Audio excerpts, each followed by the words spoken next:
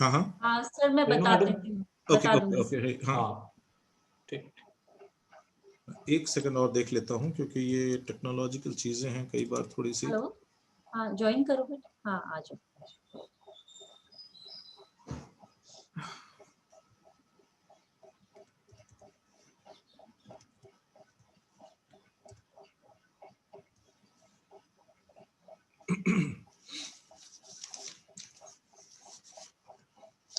It's 4 o'clock now, and we are going to start the formal meeting.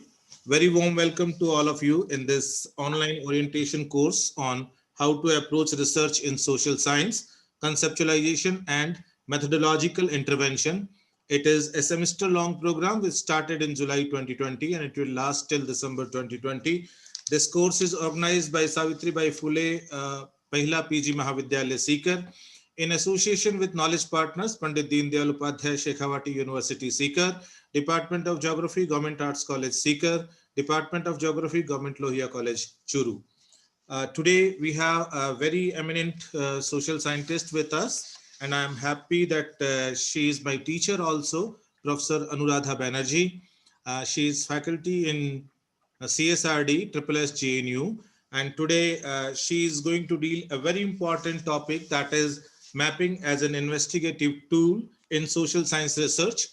And this lecture, ma'am, specially made for those people who are not having geography background. So it is really very useful for all of us, no doubt for geographers also, but at the same time, for the people who are not having geographical background, how they can use this mapping technique in their research. So it is really very going to be very fruitful session with ma'am. And now for the recap of the previous session, I request Dr. Monica Vistranjan to present the report in English. Sir Ayushi Jain आ चुकी है ना? Okay, I have my co-host. Okay, thank you sir. Yes, Monica? Thank you, sir.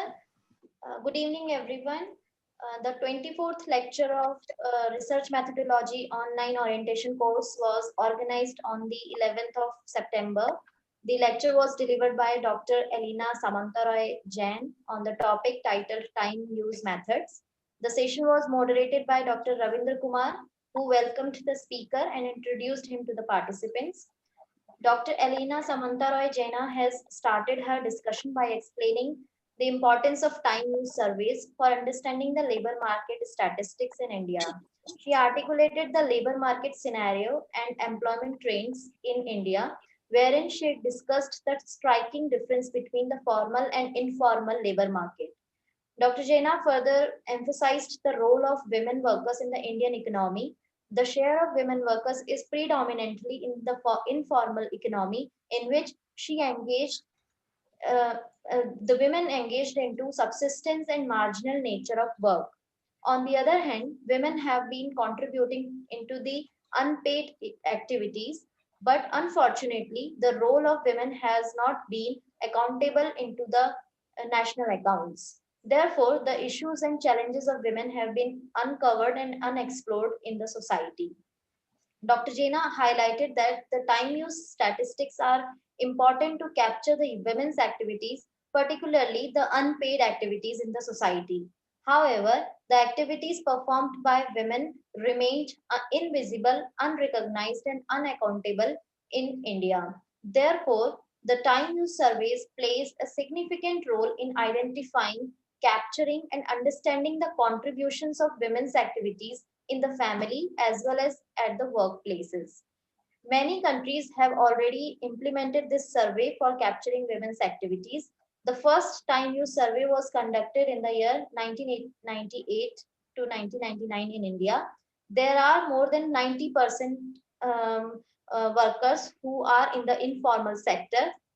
Female workers are involved in the informal and subsistence nature of work more than the male workers in India. Therefore, time use surveys helps in facilitating and promoting gender equality in the country. Dr. Samantarai Jaina has discussed the ILO data on gender gaps between men and women in the world of work and low participation of women in certain regions, which remain as one of the pressing labor market challenges. This led to the women's limited access to the labor market at the national as well as global levels. Dr. Jaina further elaborated the Global Sustainable Development Goal in the purview of gender equality. The UN Sustainable Development Goal has special target 5.4 goal, which emphasizes on gender equality, that recognized unpaid work of women. Notably, women involved in many unpaid works in terms of household chores, reproductive activities, cultural duties, care services, both inside the family and at the workplace, under the cultural norms and patriarchal conditions. The women's activities remain unquestionable, due to which women remained behind in the formal labor force participation. She critically discussed the role of women workers in the labor market and emphasized that the female labor force participation has been declining in India. Then she differentiated the definitions of work and activity and emphasizes that the unpaid activities are considered as market oriented activity. Uh, Further, she shed light on the time spent on unpaid work and emphasized that women, much more than men, devote a significant part of their time to unpaid household work, which includes caring for children, sick household members, and the elderly. To continue this discussion, she elaborated the time use surveys and technicalities of it in details. The major characteristic of this survey is that it captures the time spent on the particular activity, which identifies the unpaid activities of women at both at household and at the workplace. She described the concept and importance of times use statistics, and wherein she explained the three categories, that is SNA, non-SNA, and ESNA. And under these categories, she explained the two types of instruments, time diaries and stylized analogs. Furthermore, she briefly talked about the new developments in the time use surveys. The Ministry of Statistics and Program Implementation has started conducting this survey in 2019. She informed that this survey will be an important source of information on the time spent in unpaid caring activities, unpaid volunteer work, and other domestic service and producing activities. At the end of this session, the participants raised their doubts and queries before her, and the session was concluded with a brief highlight of the discussion provided by Dr. Ravindra Kumar. And the session was closed with a formal vote of thanks by Dr. Monica Vishwaranjan. Thank you, Monica, for nice recap. You have covered all dimensions of the lecture. And now for Hindi reporting, मैं आग्रह करता हूं आयुषी जैन से. आयुषी जैन हिंदी में report प्रस्तुत करेंगी. Good evening to all. मैं आप सभी के समक्ष ऑनलाइन ओरिएंटेशन प्रोग्राम के तहत 11 अक्टूबर 2020 को आयोजित सत्र की रिपोर्ट प्रस्तुत करने जा रही हूं. सत्र का आरंभ डॉक्टर जितेंद्र दी सोनी द्वारा किया गया, जिन्होंने डॉक्टर एलिना सामंतराय को आमंत्रित किया और प्रतिभागियों से परिचित करवाया. व्याख्यान का विषय था श्रम एवं रोजगार के आंकड़ों को समझने के लिए समय उपयोग विधि. यह व्याख्यान बीबी गिरी राष्ट्रीय श्रम संस्थान की सदस्य डॉक्टर एलिना सामंतराय द्वारा दिया गया था. व्याख्यान की रूपरेखा इस प्रकार से है.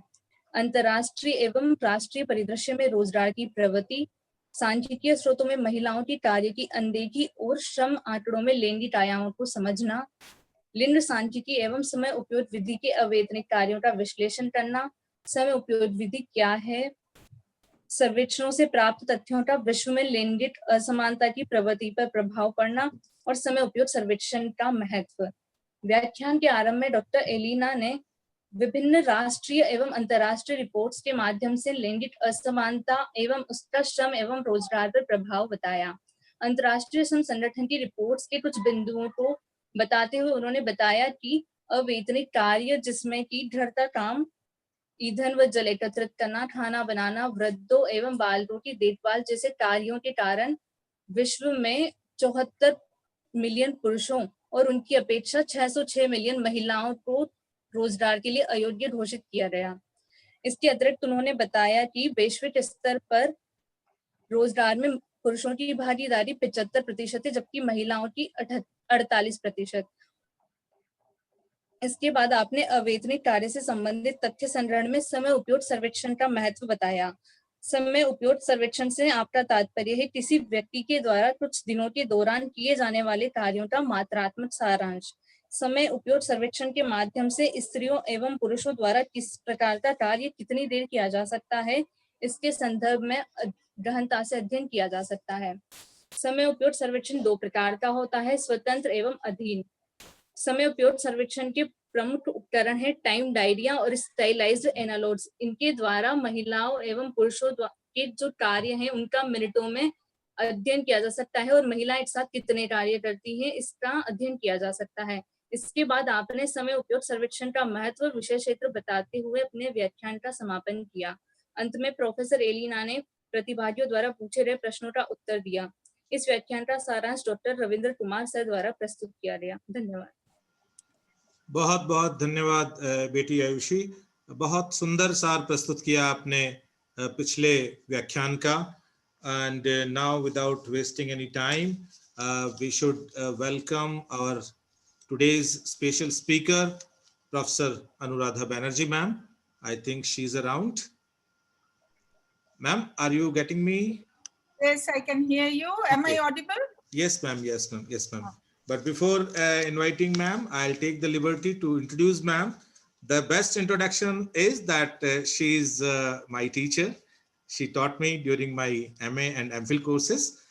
But the academic introduction which I am going to give, that is the contribution of ma'am to the society as an academician. So Professor Anuradha Banerjee is a professor of geography at CSRD, School of Social Science, JNU.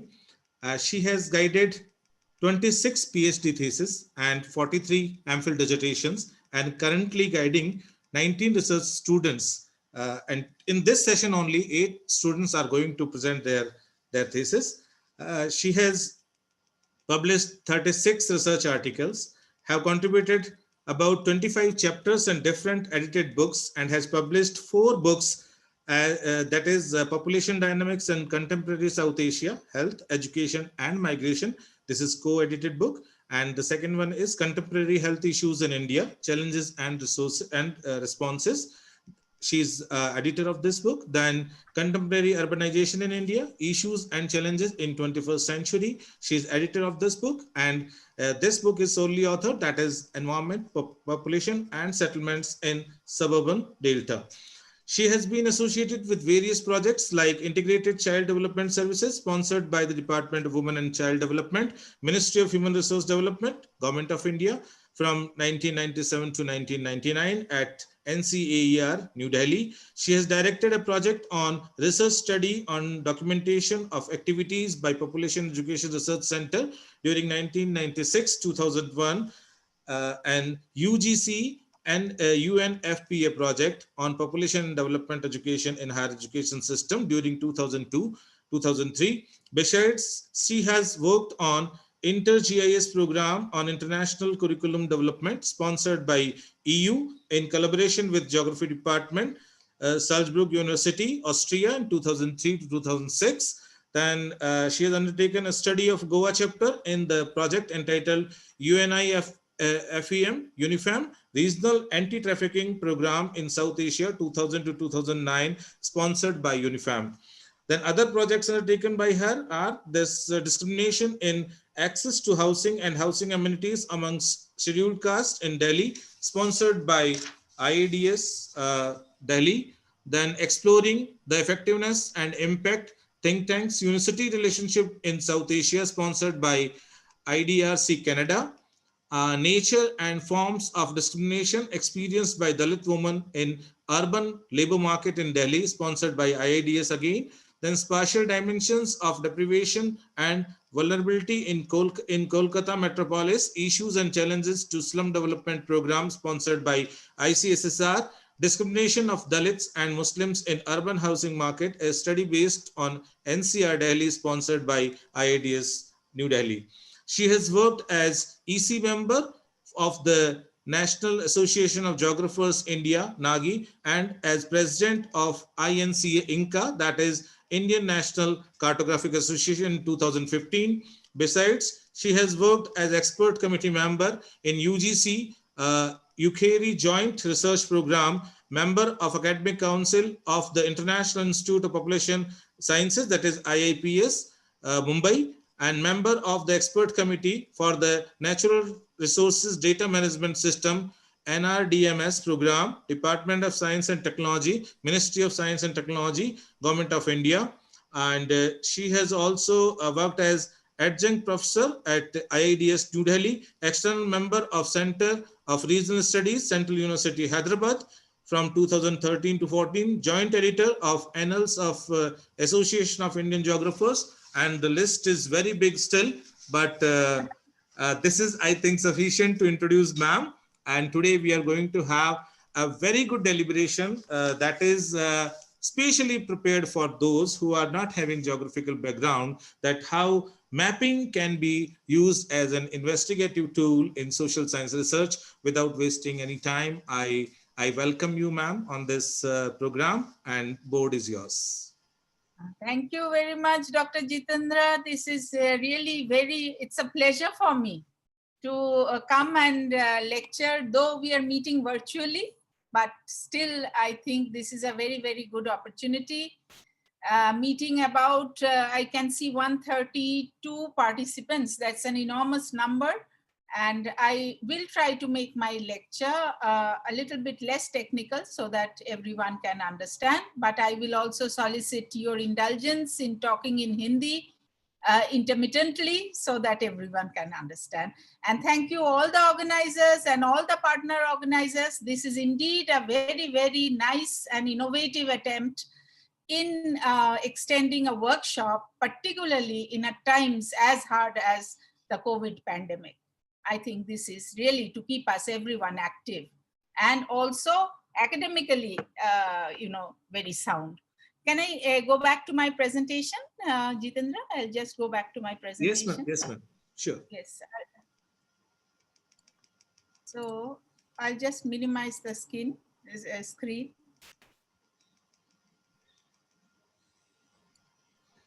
Is it visible, my presentation? Not now. Not now? Not now. Okay. Then I think I have to load it again. No, ma'am. Yes, ma'am. You just Share. Share, it's already shared. Yes, only you have to share, ma'am, because in Zoom, you don't have to load. Okay. Is it visible now? I think it is. Yes, ma'am. Yes, it is visible. So I'll go to the slide view and I will start with my presentation. So as has been already told, that my lecture is today as on mapping. Mapping is basically of recording of what surrounds us in very layman's terms, in very simple terms. So I have structured my presentation to make it all-encompassive. So I'll start with early developments. How did it develop with a historical focus? Then moving on, how mapping started during the age of explorations, coming down to the modern day map making.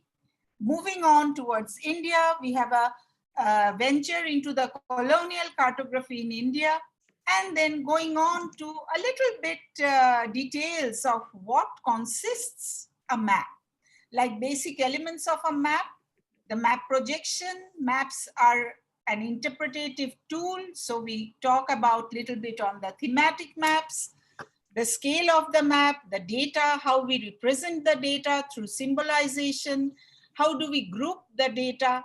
If time permits, I'll go into raster data a little bit before coming to what is really needed at this hour is mapping the digital world, because we know we are moving more and more, becoming more and more virtual. So along with that, maps have also become virtual. So this has led to the evolution of neo-cartography, which I'll be talking about, and then moving on to India's journey. So in a nutshell, that will be the structure of the sub-themes which I'll be talking about. Now, let me start with telling what are maps. Of course, for a geographer is very simple. A social scientist also knows what is a map, because map is something which not only geographers use, it is used by every one of us, because we want to associate ourselves with the surroundings. We want to know where we are. We want to have an idea of the things around us.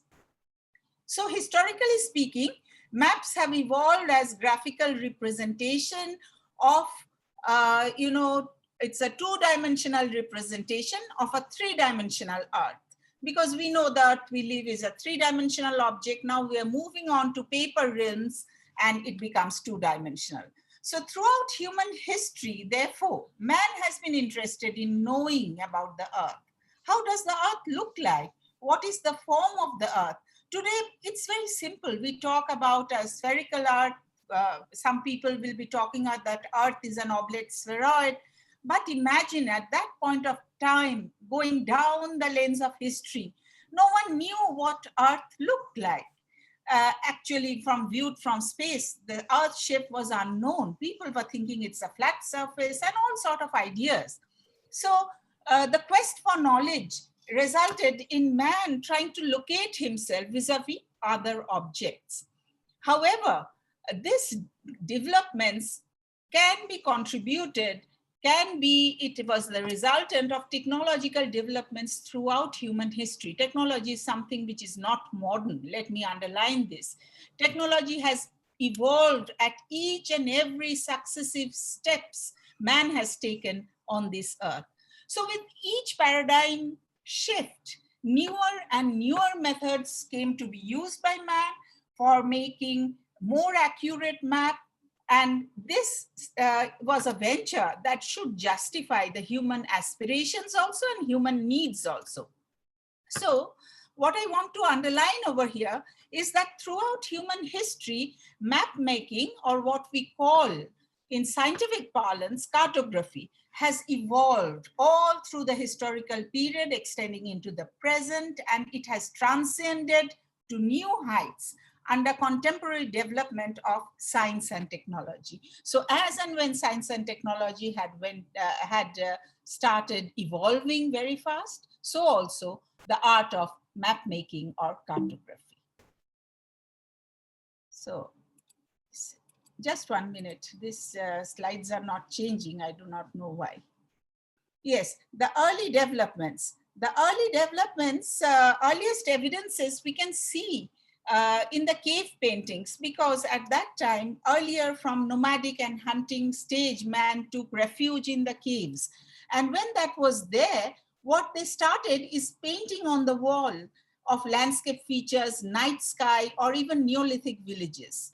However, these kind of exercises also involve very rudimentary, very simple, basic surveying, because you cannot map or you cannot draw unless you have surveyed. So this is very necessary, some sort of surveying.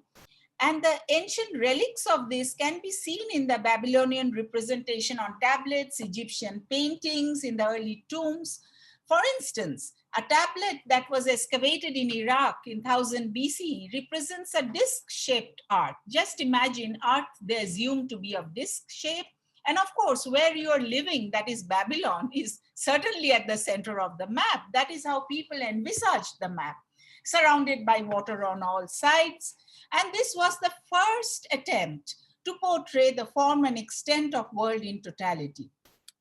Now, these kind of requirements or the earlier efforts were basically arising out of territoriality. That is, man wanted to know the exact boundaries within which he is residing. So these are the pictures you can see. This is a Babylonian clay tablet portraying the city of Nippur.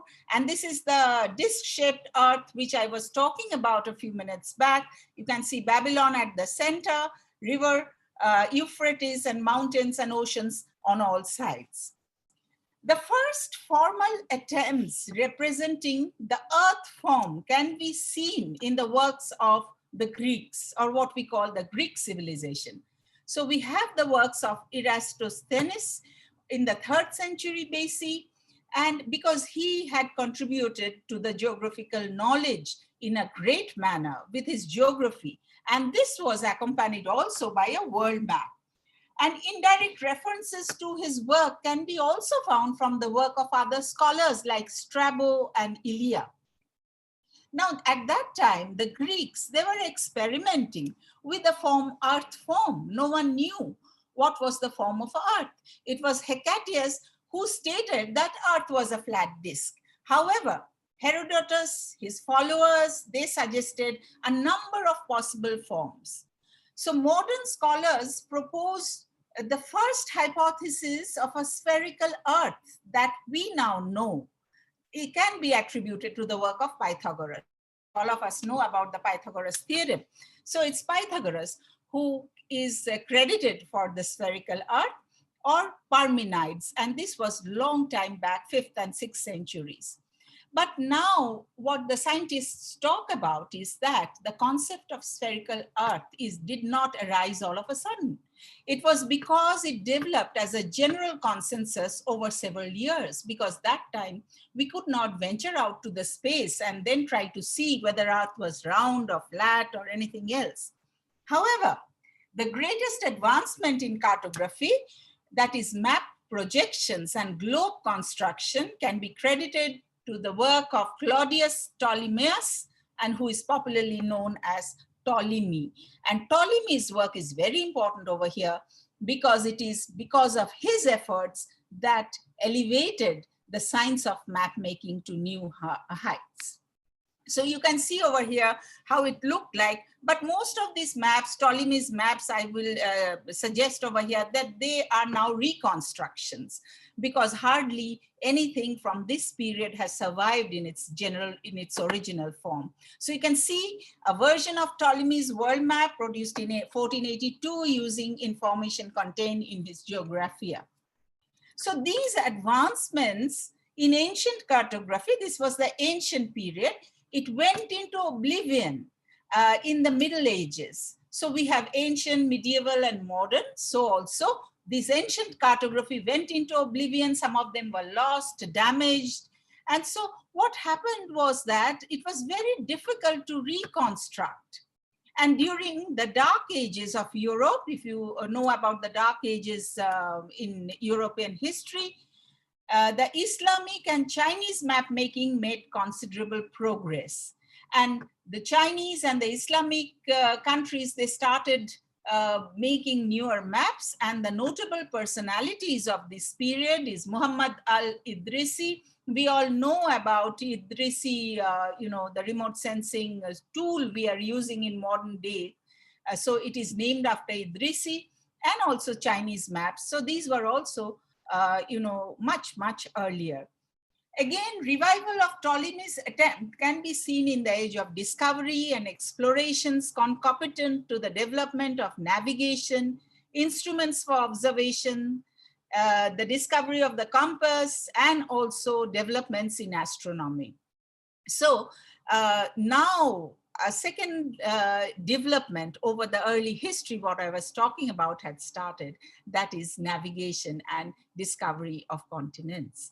So all through the 15th and the 16th century, we saw that the basic foundations of modern day cartography had started with the attempt of navigation exercises. And there's a lot of scholars the important persons who were undertaking I should say, they were the explorers who are undertaking this kind of activities, like Columbus, Vasco da Gama, Vespucci, Cabot, and Magellan. And many of you must be familiar with Columbus and Vasco da Gama because it involves the Indian subcontinent as well.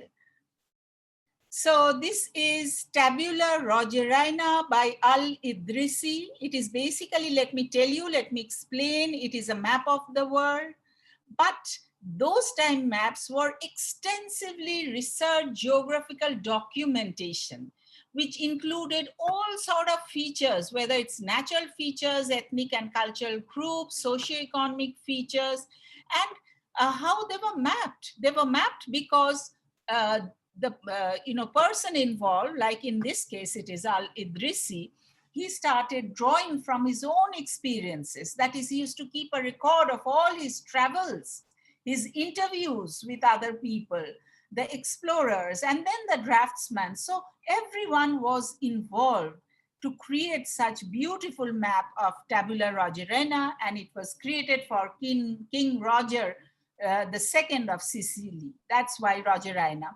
So these maps describe the world as a sphere. As you can see in this map, it is a sphere, but then it is broken up into rectangular sections that describes the entire contents of the map. Now, before I move on to age of exploration, shall I request Dr. Jitendra to say a few words in Hindi about this? Yes, ma'am. Yes, ma'am. Ma'am ने अपना lecture शुरू करने से पहले पूरे lecture का organisation बताया, जिसमें मैम ने बताया कि इस लेक्चर में वो सबसे पहले जो मैप मेकिंग की हिस्ट्री रही है कि किस प्रकार से मानचित्र निर्माण कला का इतिहास से हम गुजरे हैं उसकी बात करेंगे, और उसके बाद उन्होंने कहा कि हम जितने भी मानचित्र हैं उनके मूलभूत तत्व क्या होते हैं उन पर चर्चा होगी। उसके बाद थोड़ी सी बातें प्रोजेक्शंस के ऊपर भी होंगी, फिर हम मापनी और डेटा की बात करेंगे, और उसके बाद हम मैपिंग द डिजिटल वर्ल्ड की बात करेंगे, जिसके अंदर हम थोड़ा सा जो आधुनिक मानचित्र निर्माण की कला है उसकी जानकारी लेंगे, और उसके बाद हम जो भारत में मानचित्र कला का विकास हुआ है उस पर चर्चा करते हुए इस लेक्चर को आगे बढ़ाएंगे। इस तरह मैम ने पूरा एक स्ट्रक्चर दिया कि पूरे स्ट्रक्चर में मैम किस तरह से आगे बढ़ेंगी। उसके बाद मैम ने बताया कि मानचित्र से हमारा तात्पर्य ये है कि हम जहां रह रहे हैं हमारे चारों तरफ का परिवेश कैसा है उसकी जानकारी हमें मैप से मिलती है, और ये द्विमीय हो सकता है, ये त्रिविमीय हो सकता है। बेसिकली हमारा मैप बनाने के पीछे जो हमारा ध्येय होता है वो ये होता है कि हम पृथ्वी के स्वरूप को जानें कि ये वास्तव में स्वरूप है कैसा। इसके बाद मैडम ने बताया कि इतिहास में जब पृथ्वी के बारे में बात चलती है तो शुरुआत में लोगों को ये पता भी नहीं था कि पृथ्वी का आकार कैसा है, किस प्रकार की इसके स्वरूप की प्रकृति है। तो धीरे धीरे व्यक्ति ने और समाज ने इसके पृथ्वी के आकार प्रकार को समझने में जिज्ञासा दिखाई, और व्यक्ति ने ये जानने की कोशिश की कि हम हैं कहाँ, अपने आप को जो लोकेट करने का प्रयास था। उसके बाद धीरे धीरे मैप मेकिंग एक्सरसाइज शुरू हुई, मानचित्रों का निर्माण शुरू हुआ। तकनीकी विकास के साथ साथ, विज्ञान और तकनीकी के युग के साथ साथ हमारी जो मैप मेकिंग की एक्सरसाइज है, हमारा जो मानचित्र निर्माण कला का विकास है वो भी होता गया। शुरुआती दौर में हम ये देखते हैं कि जहां मानव समुदाय एक जगह व्यवस्थित रूप से रहने लगा था, वहां पर गुफाओं में भित्ति चित्रों के रूप में भी हम कच्चे बिना मापनी वाले मानचित्रों को बनाने का प्रयास भी हमने कभी कभी किया है। और इसके बाद हम देखते हैं कि बेबीलोन जो सभ्यता है वहां से हमें डिस्क के आकार के रूप में भूमि के निरूपण के ऐसे प्रमाण मिलते हैं, और उसके बाद मिस्रवासियों का प्रयास है वो भी सराहनीय है। और बेबीलोनिया के जो प्रयास है उनको दिखाते हुए मैम ने टैबलेट्स की पिक्चर्स भी दिखाई और बताने की कोशिश की कि किस तरह एक कच्चे रूप के अंदर विश्व को दिखाने का प्रयास शुरू हुआ था। औपचारिक प्रयास में सबसे पहले मैम ने जिस व्यक्ति के कंट्रीब्यूशन को रेखांकित किया वो है इरेटस्नीज, और मैम ने बताया कि ये वो व्यक्ति हैं जिन्होंने सबसे पहले मापनी के ऊपर विश्व मानचित्र को बनाने का प्रयास किया था। स्ट्रेबो और इलिया के प्रयासों को भी मैम ने हाईलाइट किया। इसके साथ साथ मैम ने बताया कि इस प्राचीन युग में हिकेटियस ने सबसे पहले समतल डिस्क के रूप में पृथ्वी को बताया था। हेरोडोटस ने उसके कई और फॉर्म्स भी बताए, लेकिन गोलीय रूप में पृथ्वी का निरूपण करने वाले पहले विद्वान के रूप में हम पाइथागोरस को देखते हैं। उसके बाद मैम ने कहा कि इन सब के बावजूद यदि हम किसी व्यक्ति के कंट्रीब्यूशन की बात करें जिसने इस पूरी मैप मेकिंग एक्सरसाइज को, ये जो पूरा मानचित्र निरूपण या मानचित्र निर्माण की कला है उसको वैज्ञानिक स्वरूप देने का प्रयास किया, तो हमारे सामने जो नाम आता है वो है टॉलमी का। टॉलमी का इसमें सबसे महत्वपूर्ण योगदान रहा, और टॉलमी ने अक्षांश और देशांतरों के ग्रिड के ऊपर मानचित्र बनाने की कोशिश की। मैम ने टॉलमी के द्वारा बनाए गए जो मानचित्र हैं उनकी पिक्चर्स भी हमको दिखाई। उसके बाद मैम ने कहा कि जब यूरोप अंधयुग में चला गया था तो उस समय इस्लामिक वर्ल्ड में और चाइनीज जो क्षेत्र है वहां पर मानचित्र निर्माण कला को बढ़ावा मिला, और वहां मोहम्मद अल इदरीसी का कंट्रीब्यूशन नहीं भूल सकते। उन्होंने बहुत महत्वपूर्ण योगदान दिया। मैम ने उनके विश्व मानचित्र को भी हमें दिखाया था और मैम ने बताया कि किस तरह से अल इदरीसी ने अपने यात्रा वृत्तांतों और दूसरे विद्वानों की जो यात्राएं हैं उनके वृत्तांतों के आधार पर एक ऐसा मानचित्र तैयार किया जिसमें प्राकृतिक और सांस्कृतिक तमाम प्रकार के लक्षणों को दिखाने का प्रयास किया गया था। बाद में मैम ने बताया कि खोज का युग शुरू हुआ जिसमें पुनः जो टॉलमी का मानचित्र था उसको, उसमें टेरा इनकॉग्निटा का जो क्षेत्र था, अनजान भूमि का जो क्षेत्र था, उसको खोजने का प्रयास फिर से लोगों ने किया और उस प्रयास के अंदर धीरे धीरे हम आधुनिक जो काल है उसमें प्रवेश करने लगे, जिसमें नेविगेशन, महाद्वीपों और महासागरों के विस्तार, अवस्थिति आदि को जानने की जिज्ञासाएं हमारी बढ़ती गई। मैडम ने कोलंबस और वास्को डी गामा का उदाहरण देते हुए और इस काल की व्याख्या करना की शुरुआत की और उसके बाद धीरे धीरे हम किस प्रकार से आधुनिक मैप मेकिंग की दुनिया में जाते हैं, इसकी तरफ अब ये लेक्चर आगे बढ़ेगा। और ma'am, board is yours. Yes, thank you, Dr. Jitendra. It was a wonderful expression in Hindi for whatever I have said in English, and very nicely portrayed by you. Now I move on. We are moving on to another phase in the history of map making, that is the age of explorations. Now, geographic knowledge also increased enormously during the age of exploration. This is because of the all purposes of navigation and also for the designing of ships, there were new developments in instrumentation as well as astronomy. Because why astronomy? Because that used to guide the ships, the night sky was a guiding factor. So this set the stage ready for newer maps, and these newer maps which came about in the age of explorations, they were more accurate than the earlier ones, because I have told you that the earlier ones were based on records of travel or descriptions by someone, but now you're actually envisioning things because of these instruments. And these post-medieval maps, basically, to start off, there are also several stages in the construction of these post-medieval maps. But the initial ones were very highly artistic representation of the world, because these maps used to reflect the artist's imagination. So whatever the artist thought of putting it onto the map or placing onto the map, it resulted in a work of art. So map making is not only a science, but it is also something to deal with art. So in these maps, there was a title block.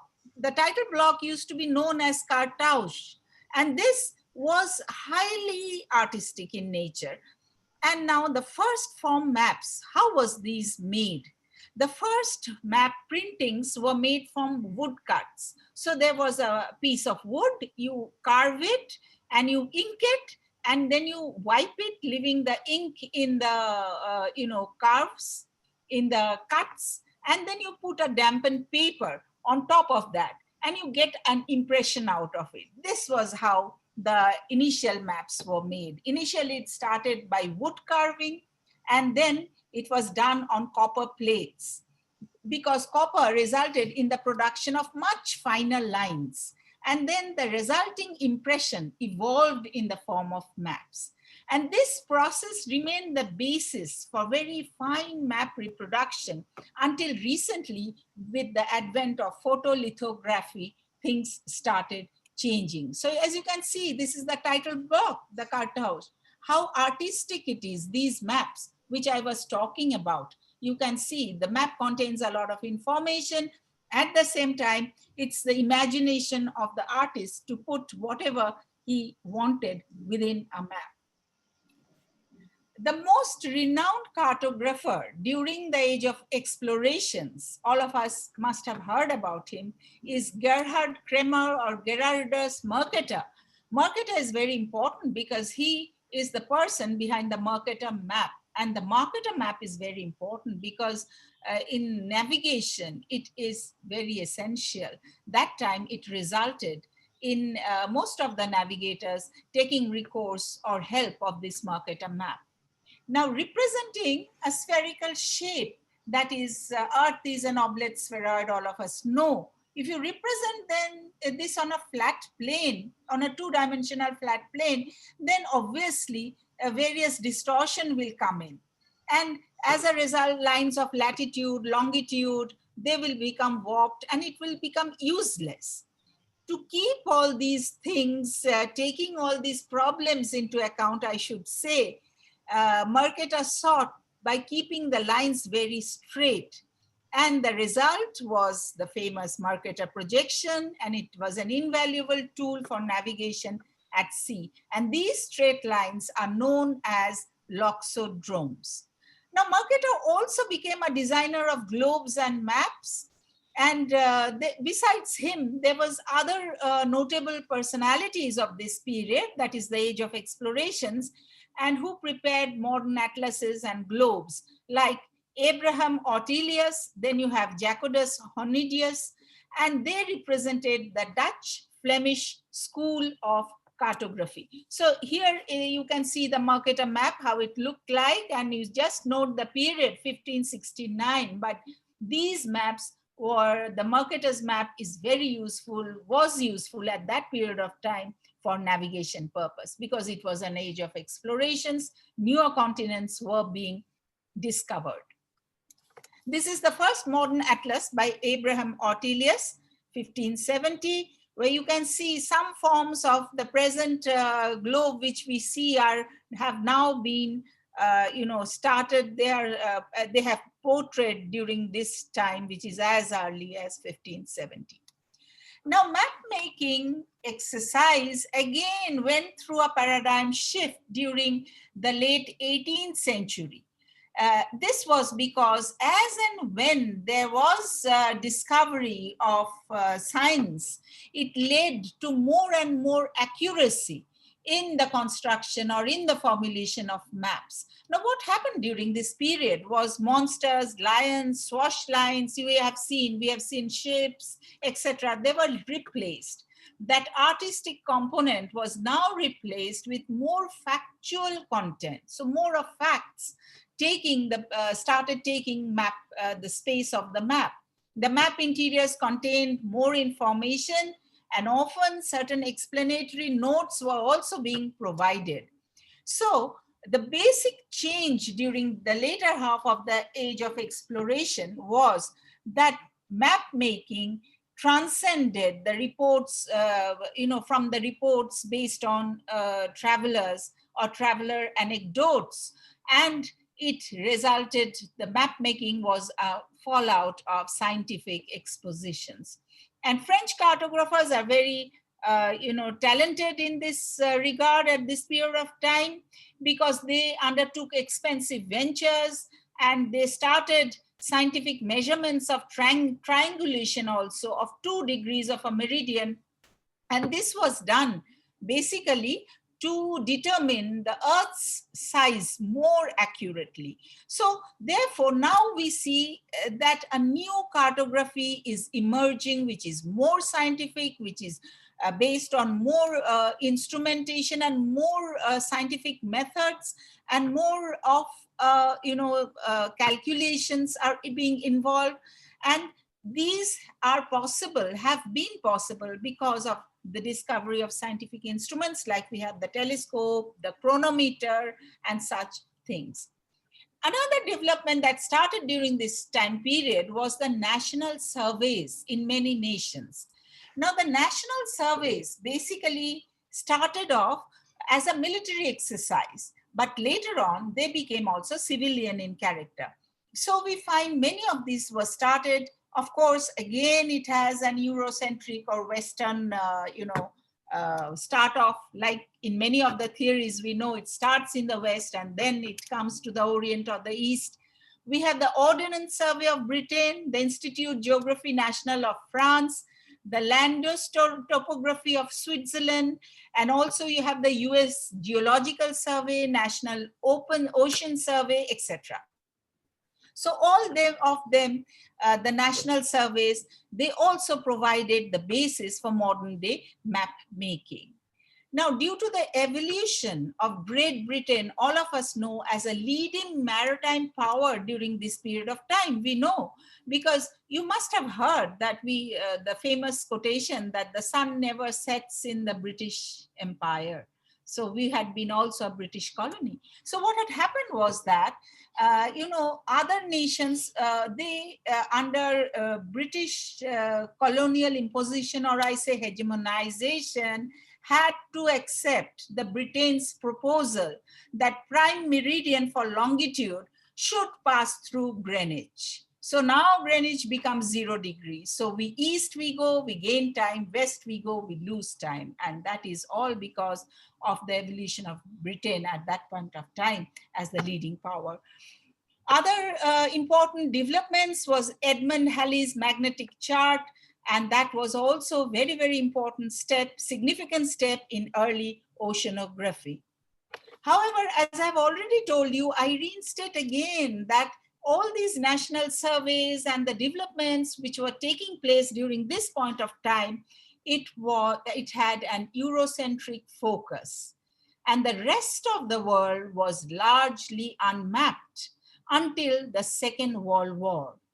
In fact, the International Geographical Congress held in 1891 proposed that one should have an international map of the world at a scale of 1:1 million.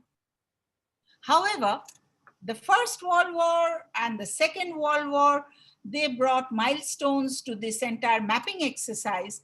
Because, why? Because now people started realizing that mapping exercise should not be restricted to the European and the Americas. It should be also for discovering and portraying accurately the unmapped areas of the world. As a major program, aerial photography and reconnaissance mapping employing the trimetrogen method was adopted. And as you know, because of the First World War and Second World War, aeronautical charts were also extremely important. So that was also being prepared during this period of time. Let me show you a few of these examples. But before showing, let me also talk about the later developments. 1950s and 1960s, there was the Cold War period. And there was differences between Russia and the United States. And this was a time that had also fostered military-oriented mapping. And both, we have the NATO set of countries and the Warsaw Pact countries.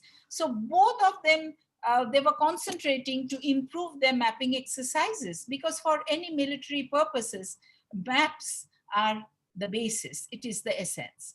Now, with the coming of the United Nations, post-World War II, it also resulted in a milestone in mapping exercises, because as I have told you, this was also a period when there was increasing instrumentation, increasing surveying, and this was because of the discovery of instruments like maybe some of us have seen, these are the transit theodolites. If you have seen our engineering working on the road, trying to measure the buildings, the height of the buildings, then they use the theodolites. Then you have the dumpy level, which also uses in leveling, because the road has to be leveled. So all these instruments were there, and together, this was the period also we started with the computation work. So computers were being available, and automation, and all these revolutionized the map making exercise. And so today we have, from this, we shift to the modern phase of the map making, and modern cartography is a combination of two things. It is the earlier things we haven't discarded as yet, that is ground observations and surveys. We started off like that, we haven't discarded it, because ground truthing is equally important than remotely sensed data sources. So it's a combination of both ground observation as well as remotely sensed data sources. And the mediating language that was evolved during this time was Geographical Information System, or GIS, that became a tool for such endeavors, that is combination of remote sensing data sources, ground truthing, and effective representation in the form of maps. I will request Dr. Soni again to translate this in Hindi for, and then I'll move on from here. Yes, Is it okay? Yeah. Shall I continue, or will you? No, ma'am. I'll just give a recap of the second part of this lecture. Okay, please. Ma'am ने बताया कि खोज का जो युग था, इसमें भौगोलिक ज्ञान को नए आयाम मिले, क्योंकि इसमें नेविगेशन, खगोल विज्ञान, उपकरणों के निर्माण संबंधी क्षेत्रों में बहुत विकास हुआ, और इन तमाम क्षेत्रों में विकास ने मानचित्र निर्माण कला को भी नया मुकाम दिया। यहाँ पर आर्ट्स और विज्ञान, इन दोनों का समागम मिलता है, क्योंकि ये जो मानचित्र थे, ये बहुत सुंदर कलाकृतियां भी थी, और उसके साथ साथ इनमें विज्ञान का इनपुट भी था। वुड कार्विंग, कॉपर प्लेट्स के ऊपर जब ये मैप्स बनाए जाते थे, तो इनके ऊपर टाइटल ब्लॉक जो बनाते थे, उनमें बहुत सुंदर कलाकृतियां के रूप में सूचना दी जाती थी, और मैम ने उन मैप्स को हमें दिखाया भी। मैम ने बताया कि इस युग में हम जो सबसे महत्वपूर्ण योगदान है उसको नहीं भूल सकते, और वो है गेरहार्ड मर्केटर का, क्योंकि मर्केटर वो विद्वान है जिन्होंने इस खोज के युग में सबसे महान योगदान दिया मानचित्र निर्माण कला को। उन्होंने सबसे पहले ये जो हमारी त्रिविमीय पृथ्वी है, उसमें पूरे संसार को द्विविमीय पटल के ऊपर दर्शाने की कोशिश की। निश्चित रूप से जब हम किसी भी त्रिविमीय आकृति को द्विविमीय पटल के ऊपर दिखाते हैं, तो उसमें विकृतियां आती हैं, और वो विकृतियां जो हैं वो दूर तो नहीं की जा सकती, लेकिन प्रक्षेप के माध्यम से हम वैज्ञानिक निरूपण उसका कर सकते हैं, और वही किया गया।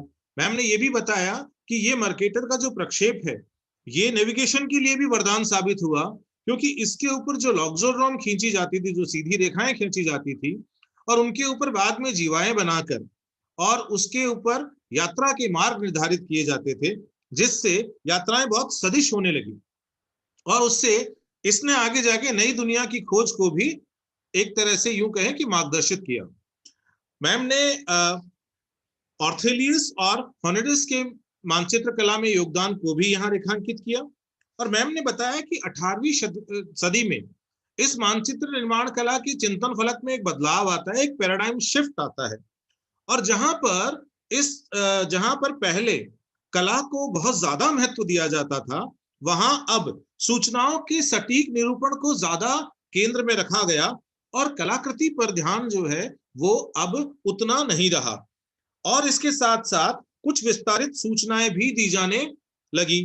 और इस पूरे क्षेत्र में जो फ्रेंच मानचित्र निर्माण कलाकार हैं, वो सबसे अग्रणी रहे, और उन्होंने ज्यादा से ज्यादा गणितीय और वैज्ञानिक आधार को अपनाते हुए मानचित्रों को वैज्ञानिक आधार देने की कोशिश की। यही वो दौर था। इसी चिंतन फलक के दौरान राष्ट्रीय सर्वेक्षण भी बहुत सारे देशों में शुरू हुए। शुरुआत में वो राष्ट्रीय सर्वेक्षण मिलिट्री पर्पजेस से मिलिट्री के द्वारा किए जाने लगे, लेकिन बाद में नागरिक सेवा में भी इसका उपयोग होने लगा, अर्थात सिविल सोसाइटी के अंदर भी, सिविलियन क्षेत्र में भी उसका उपयोग होने लगा। निश्चित रूप से ये जो पश्चिमी देश हैं, जो पश्चिमी विश्व है, वो इस पूरे के पूरे डेवलपमेंट में लीडिंग रोल निभा रहा था, और बाद में धीरे धीरे ये योगदान डेवलपिंग अर्थात जो विकासशील देशों के समूह हैं उन तक पेनिट्रेट हुआ। तो यहाँ पर जब हम बात करते हैं वेस्ट की, पूरी जो पश्चिमी सभ्यता की बात करें, जो पूरी पश्चिमी क्षेत्र की बात करें, तो हम जानते हैं कि एक महासागरीय शक्ति है ग्रेट ब्रिटेन, जिसने भारत को भी कॉलोनी बनाया था।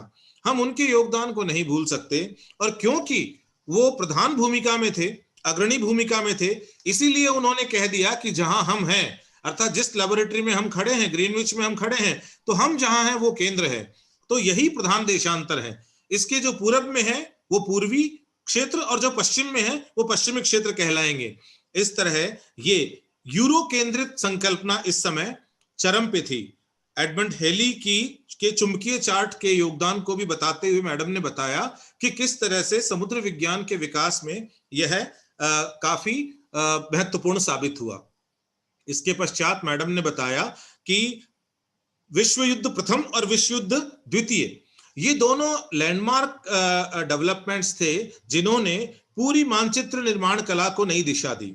यही वो टाइम था जब 1:1 मिलियन स्केल के ऊपर विश्व मानचित्र बनाए जाने लगे और धीरे धीरे ये पूरे के पूरे वैश्विक पटल पर इस प्रणाली को अपनाया गया। मैम ने बताया कि यहाँ पर एरियल फोटोग्राफी के विकास को भी रेखांकित किया जाना चाहिए और ये ट्राईमेट्रोजन मेथड से बनाए जाते थे, जिसके अंदर 3 मेट्रोगन्स यूज करके और मैप्स को तैयार किया जाता था। इसमें मैप्स को 3D रिप्रेजेंटेशन भी दिया जाता था। बाद में मैम ने बताया कि 1950 और 60 के दशक में जब पूरी दुनिया शीत युद्ध के आघोष में थी, उस समय मिलिट्री क्षेत्र में अर्थात सैनिक क्षेत्रों में जो इनके एलाइज थे रशिया और अमेरिका के, उन दोनों क्षेत्रों में मानचित्र निर्माण कला बहुत आगे बढ़ी। बाद में यूनाइटेड नेशंस का धीरे धीरे विश्व द्वितीय के बाद में इस क्षेत्र में योगदान बढ़ा और ये यूनाइटेड नेशंस की फॉर्मेशन इस क्षेत्र में मील का पत्थर साबित हुई। नए उपकरणों की खोज हुई, थियोडोलाइट, डंपी लेवल आदि का उपयोग होने लगा। कंप्यूटर्स और ऑटोमेशन से इस पूरी मैप मेकिंग की जो एक्सरसाइज थी उसके अंदर क्रांति आ गई, रेवोल्यूशन आ गया इसके अंदर। फिर हम धीरे धीरे जो मानचित्र निर्माण कला है उसके आधुनिक युग में प्रवेश करने लगे, जहां पर दूर से सुदूर संवेदी तकनीक, दूर से ही ऑब्जेक्ट की कैरेक्टरिस्टिक्स को भांप लेना अर्थात रिमोट सेंसिंग, इसको हमने अपनाया और उसके साथ साथ हमने भौगोलिक सूचना तंत्र, ज्योग्राफिकल इंफॉर्मेशन सिस्टम, ये दोनों, ये जो ज्योग्राफिकल इंफॉर्मेशन सिस्टम है इसमें बहुत बड़ी मात्रा में हम डेटा को हैंडल कर सकते हैं, तो हमने उसको भी अपनाया और उसके साथ साथ ये पूरी की पूरी जो मैप मेकिंग एक्सरसाइज है इसने इस आधुनिक युग में एक नया स्वरूप ले लिया।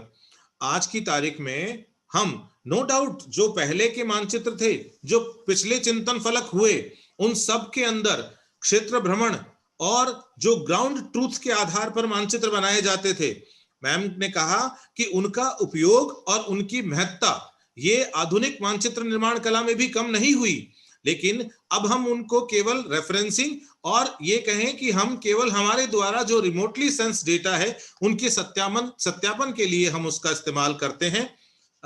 Ma'am, Yes. yes, Thank I have you completed for this very excellent,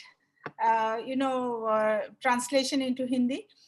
This is a few maps and figures I thought I will show.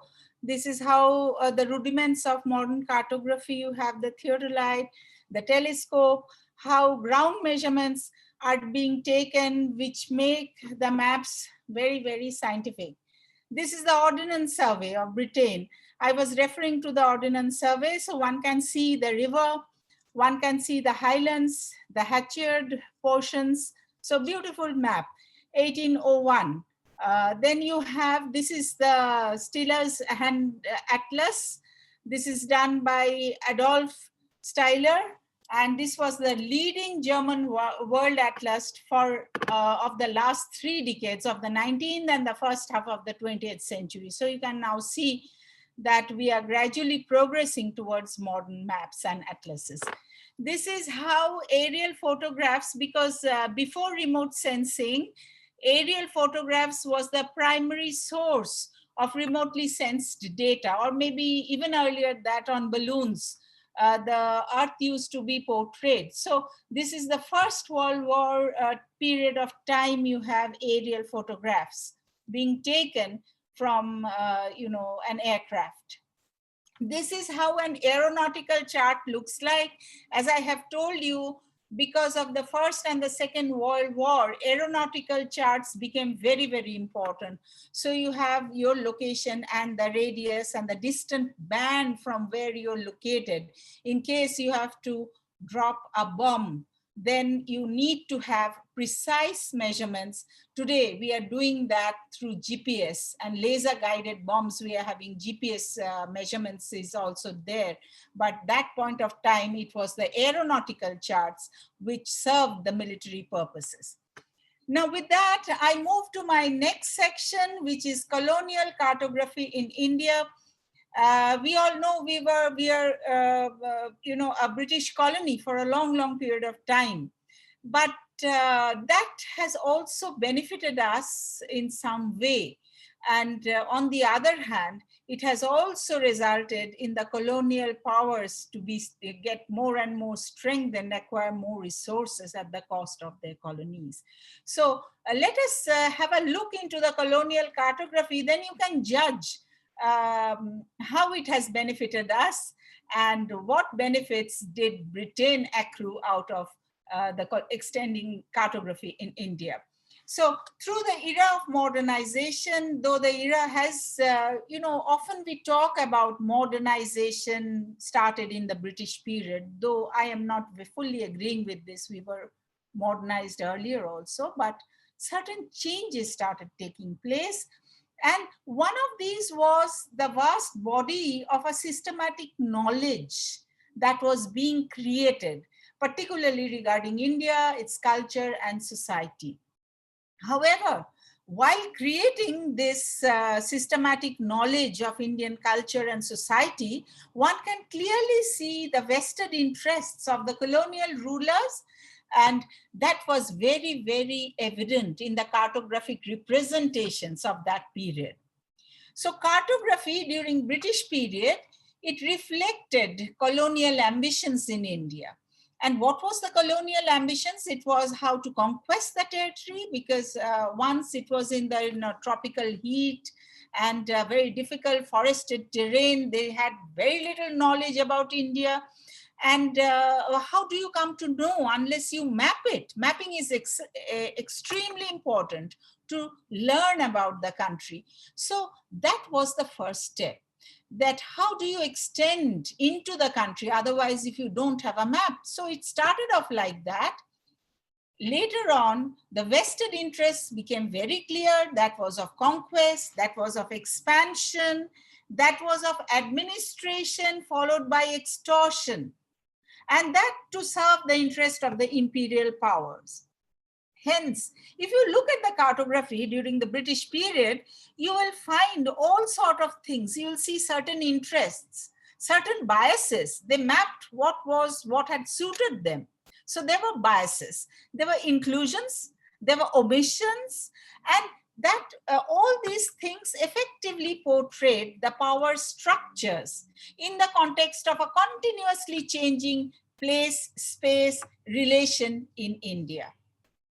Now, with the inauguration of the journey of the British rule in India, we all know the Battle of Plassey, 1757. This started off the era of surveying in India.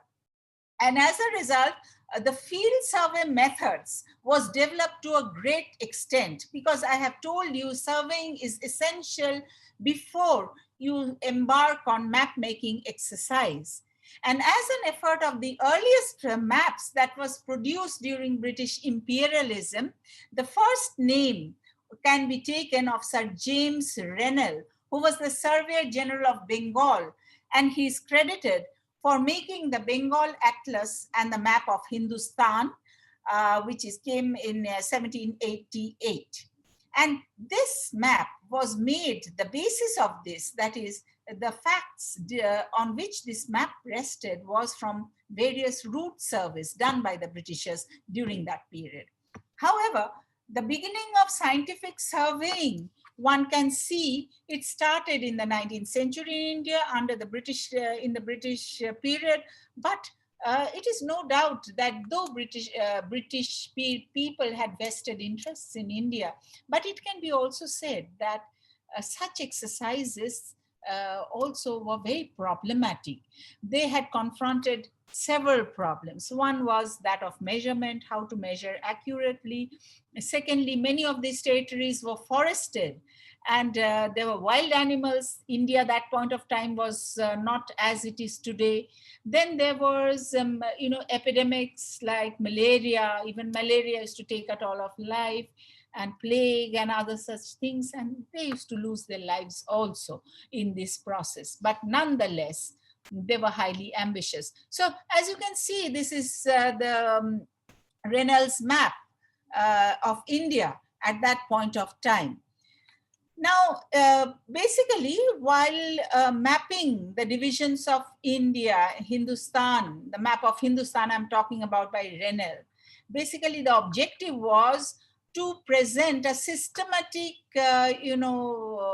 list of the receipts and disbursements from Bengal. That means he was interested under the British, leadership, that he has to present the net revenue which was accrued from India. At that time, it was Bengal, Bombay, and Madras presidencies. So Reynolds' cartographic exercise should be read as a statement of political intentions, yet as an unaccomplished task. Because why? Because the Britishers were forging ahead in trying to convert India into a revenue state.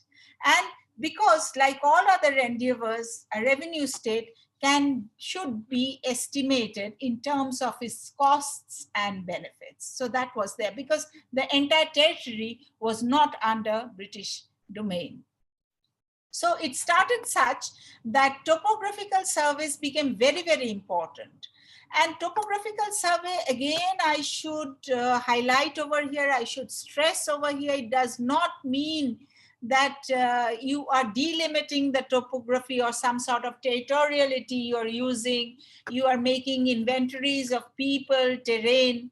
But in reality, the British exercise of these topographical surveys, it presented a collection of the statistics of people, resources that can be extracted, people whom can be administered effectively, they can be exploited, as well as they can be put to surveillance for effective control, because their imperialism was at the backdrop of their minds. So all the map making also started portraying that ambition. So right from the beginning, colonized spaces were predominantly looked upon as revenue generating ones. How much you can extract, that is the colony can provide, and that was to be siphoned out of India into the, the British Empire in London. So the British project of governance entailed first defining the territory and then fixing the boundary and then taking recourse to this, extraction of how much of revenue one can extract. And another name which stands out at this period of time is the topographical surveys of Colin Mackenzie. Mackenzie is considered to be a marker in the history of surveying in India. So one should take the name besides Reynolds. And Mackenzie was appointed also to survey Mysore, in 1799. The Governor General at that point of time pointed out that the surveyor, in any surveyor during the British period of time, they should not be confined to the collection of information for merely military purposes or geographical information. Rather, as a surveyor, the main aim should be how to make a statistical account of the whole country. Because as I have told you, I reinstate once again that the entire country at that point of time was not under British domain. There were princely states, there were other parts of the country. So that was the thing. So I will like to just stop over here a few minutes and ask Dr. Jitendra to translate this in Hindi for, before I proceed further. Sure, ma'am. अपने lecture के इस भाग में ma'am ने आधुनिक काल में मानचित्र कला के विकास को समझाने का प्रयास किया। मैम ने इस भाग की शुरुआत वहां से की कि किस तरह ऑर्डिनेंस सर्वे ब्रिटेन में हुआ 1801 में, और बाद में मैम ने एग्जाम्पल दिया हैंड एटलस का, और उस हैंड एटलस का पिक्चर भी मैडम ने दिखाया और बताया कि किस तरह से एक पूरी लगभग 1.5 से 2 सदियों के जो मानचित्र विकास है उसको उसमें दिखाने की कोशिश की थी स्टीलर्स हैंड एटलस में। बाद में मैम ने बताया कि प्रथम विश्व युद्ध में एरियल फोटोग्राफी का विकास कैसे हुआ। एक पिक्चर के द्वारा मैम ने यह भी बताया कि एरियल फोटोग्राफी जो है वो किस तरह से होना शुरू हुई, क्योंकि उस समय ये जो बेसिक एम था उस काल में, जब पूरा यूरोप जो है वो युद्ध की विभीषिका के आघोष में था, और प्रथम विश्व युद्ध के बाद भी वहां तनाव की स्थितियां थी, द्वितीय विश्व युद्ध भी हुआ, तो इस पूरे के पूरे काल के अंदर हमें मिलिट्री एक्सरसाइजेस के लिए बहुत ज्यादा जो स्थानिक सूचनाएं हैं उनकी आवश्यकता पड़ने लगी। तो उस समय एरोनॉटिकल चार्ट्स बनाए जाने लगे, क्योंकि उन्हीं के द्वारा युद्ध के कौशल की एक तरह से ये कहें कि प्रासंगिकता में वो महत्वपूर्ण हो गए कि हमें कहां पर किस तरह अटैक करना है, कहां बम्बार्डिंग करनी है। इस सब के लिए जो आज हम जो काम गाइडेड मिसाइल के द्वारा करते हैं, ठीक है, तो वो काम जो आज जीपीएस वगैरह के द्वारा होता है, वो उस समय ये जो एरोनॉटिकल चार्ट्स हुआ करते थे वो इस काम में मदद करते थे। इसलिए इनको बनाने की परिपाटी उस समय पश्चिमी दुनिया के अंदर बहुत तेजी से आगे बढ़ी। फिर मैम इस विकास को बताते हुए मैम ने एक बहुत सुंदर फोटो भी दिखाई थी शुरू में। शायद मुझे लगा कि उस समय वो सर्वेइंग की एक फोटो थी जिसमें शायद हिटलर दिखाई दे रहे थे, यदि मैं सही समझता हूं तो, है ना, मैं कंफर्म नहीं हूं उसके लिए। Absolutely correct. Yes ma'am. तो और हम जानते हैं कि इस जो प्रथम विश्व युद्ध और द्वितीय विश्व युद्ध के बीच में क्या भूमिका रही थी हिटलर की, इस चीज को हम बहुत अच्छी तरह से पहचानते हैं। इसके बाद मैम ने भारत में जो मानचित्र कला के विकास की ओर अपने लेक्चर को बढ़ाया, और मैम ने बताया कि भारत में जो उपनिवेश काल में मानचित्र कला का विकास हुआ था, हम ये मानते हैं कि इसमें आधुनिक प्रयासों के जो भारत में आधुनिक प्रयास हुए उसमें हम कॉलोनियल पावर्स के जो योगदान है उसको दरकिनार नहीं कर सकते, लेकिन उसके साथ साथ मैडम ने हमें यह भी आगाह किया कि उसके पहले भी भारत में बहुत अच्छे स्तर के प्रयास मानचित्र निर्माण कला की दिशा में हो रहे थे।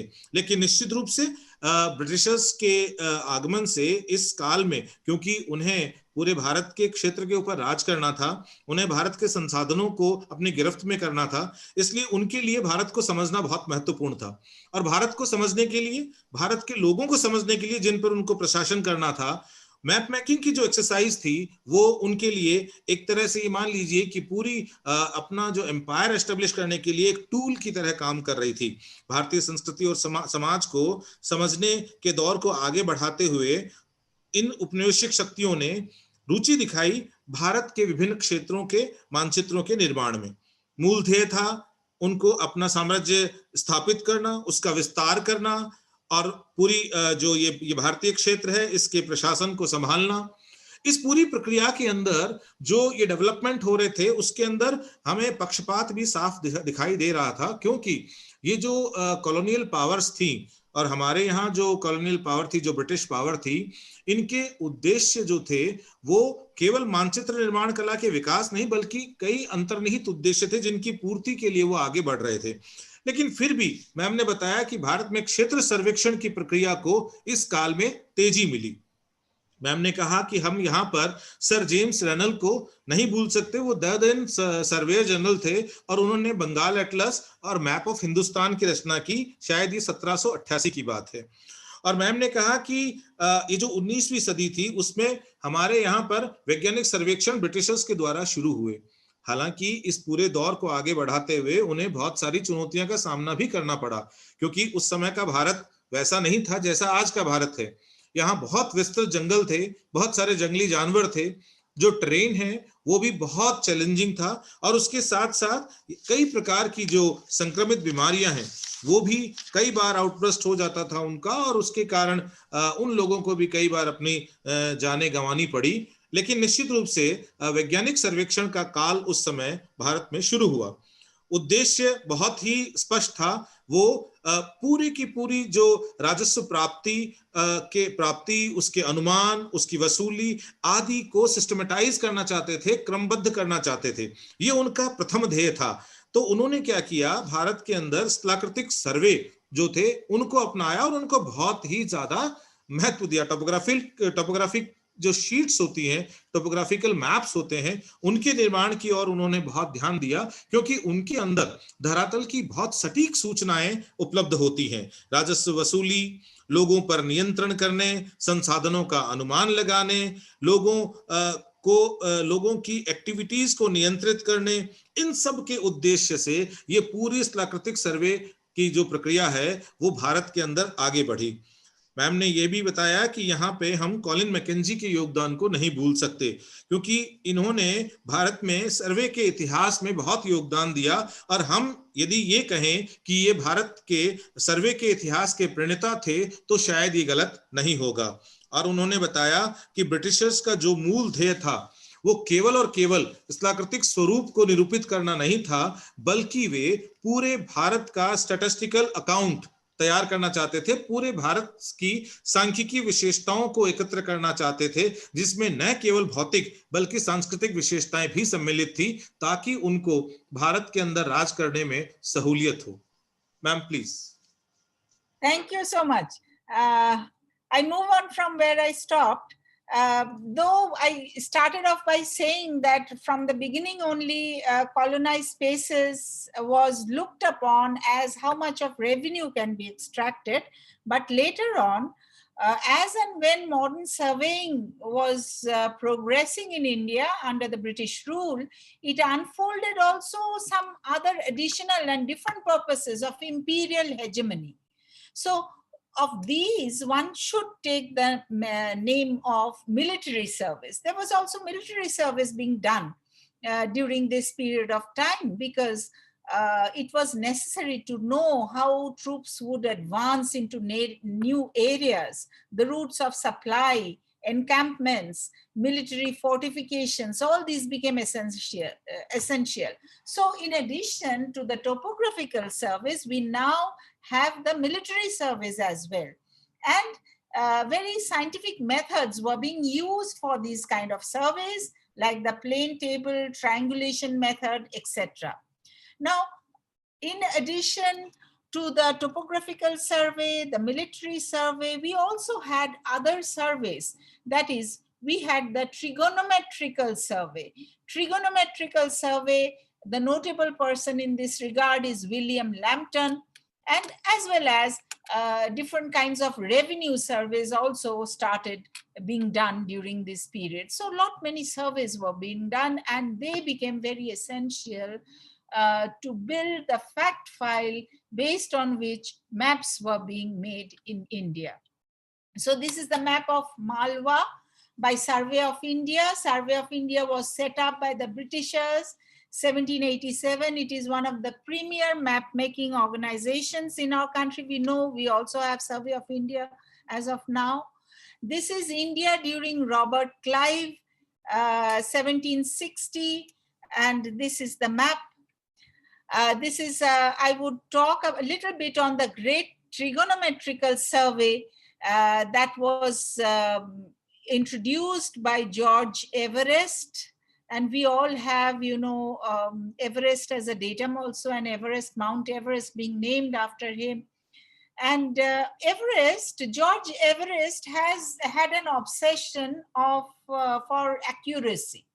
So he said that from the surveys, the maps that were generated may not be as accurate, but one should divide the country as the trigonometrical rules and procedures, and survey going step by step. That was his, a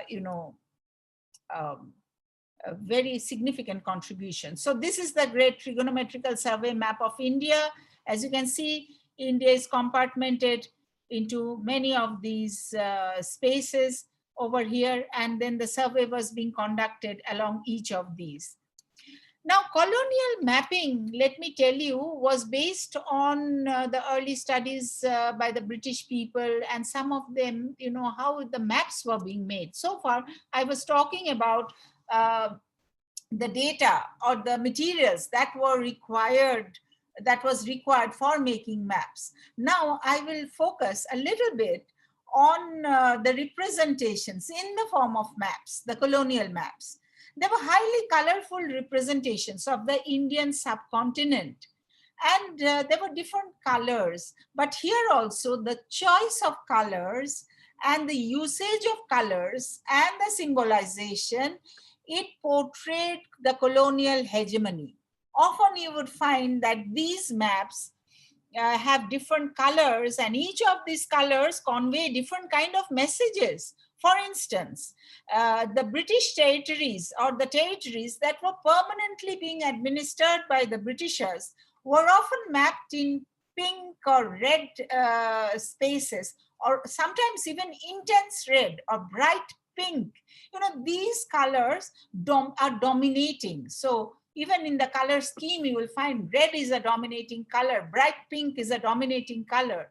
So the British controlled parts, the British territory was colored in this, whereas the rest of the native states, or hence the princely states that was not yet brought under British domination, was used to be portrayed with some kind of a yellow, perhaps pale yellow.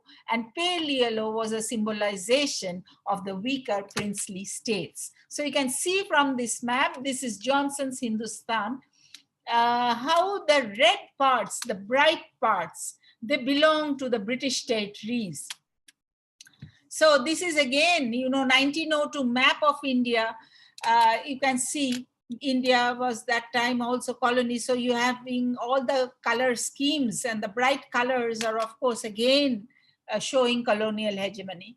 So this is yet a very interesting map. This is British Indian Empire in 1909, and this was during partition of Bengal.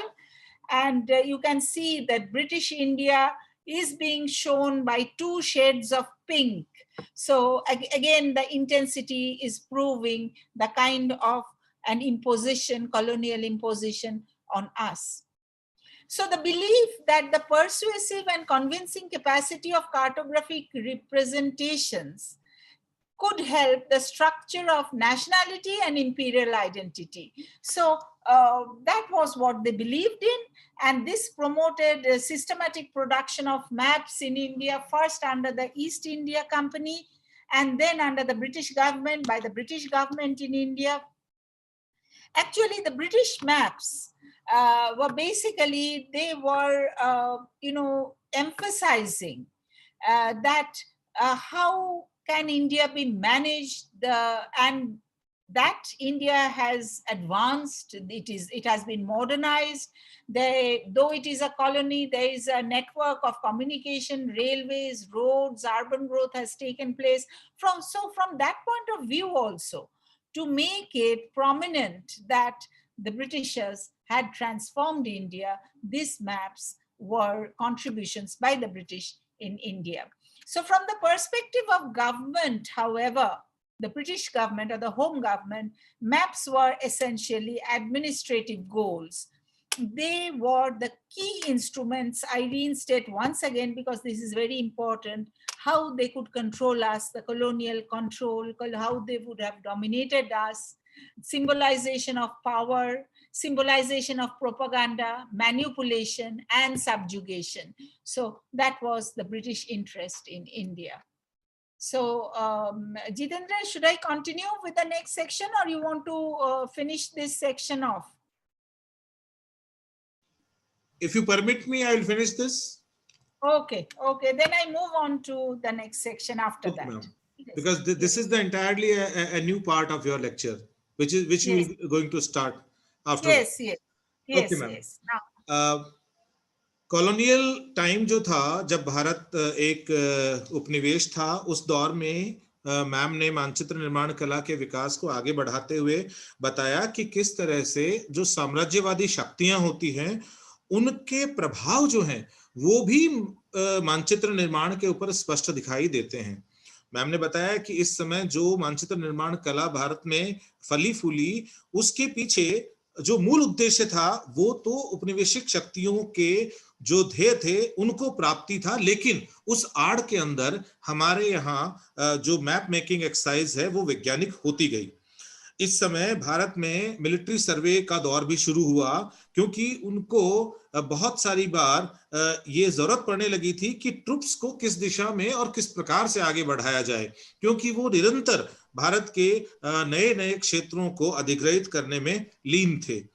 और इसी दौरान हमने बहुत सारी वैज्ञानिक सर्वे तकनीकों को भी भारत में अपनाते हुए देखा, जिसमें प्लेन टेबल सर्वे, ट्रायंगुलेशन सर्वे आदि के उदाहरण यहाँ मैडम ने दिए। बाद में मैडम ने बताया कि हम यहाँ पर विलियम लैम्पटन को नहीं भूल सकते, जिन्होंने त्रिकोणमितीय सर्वेक्षण के क्षेत्र में योगदान दिया। उसके बाद मैम ने बताया कि 18वीं शताब्दी में हमारे यहाँ पर सर्वे ऑफ इंडिया की स्थापना हुई। आज भी स्वतंत्र भारत में हमारा ये विभाग है, लेकिन ये सर्वे ऑफ इंडिया बनने के बाद पूरी जो मानचित्र निर्माण की कला है उसको और ज्यादा वैज्ञानिक आधार मिलने लगा। उसके बाद मैम ने रॉबर्ट क्लाइव के काम को भी मानचित्र के द्वारा हमें दिखाया।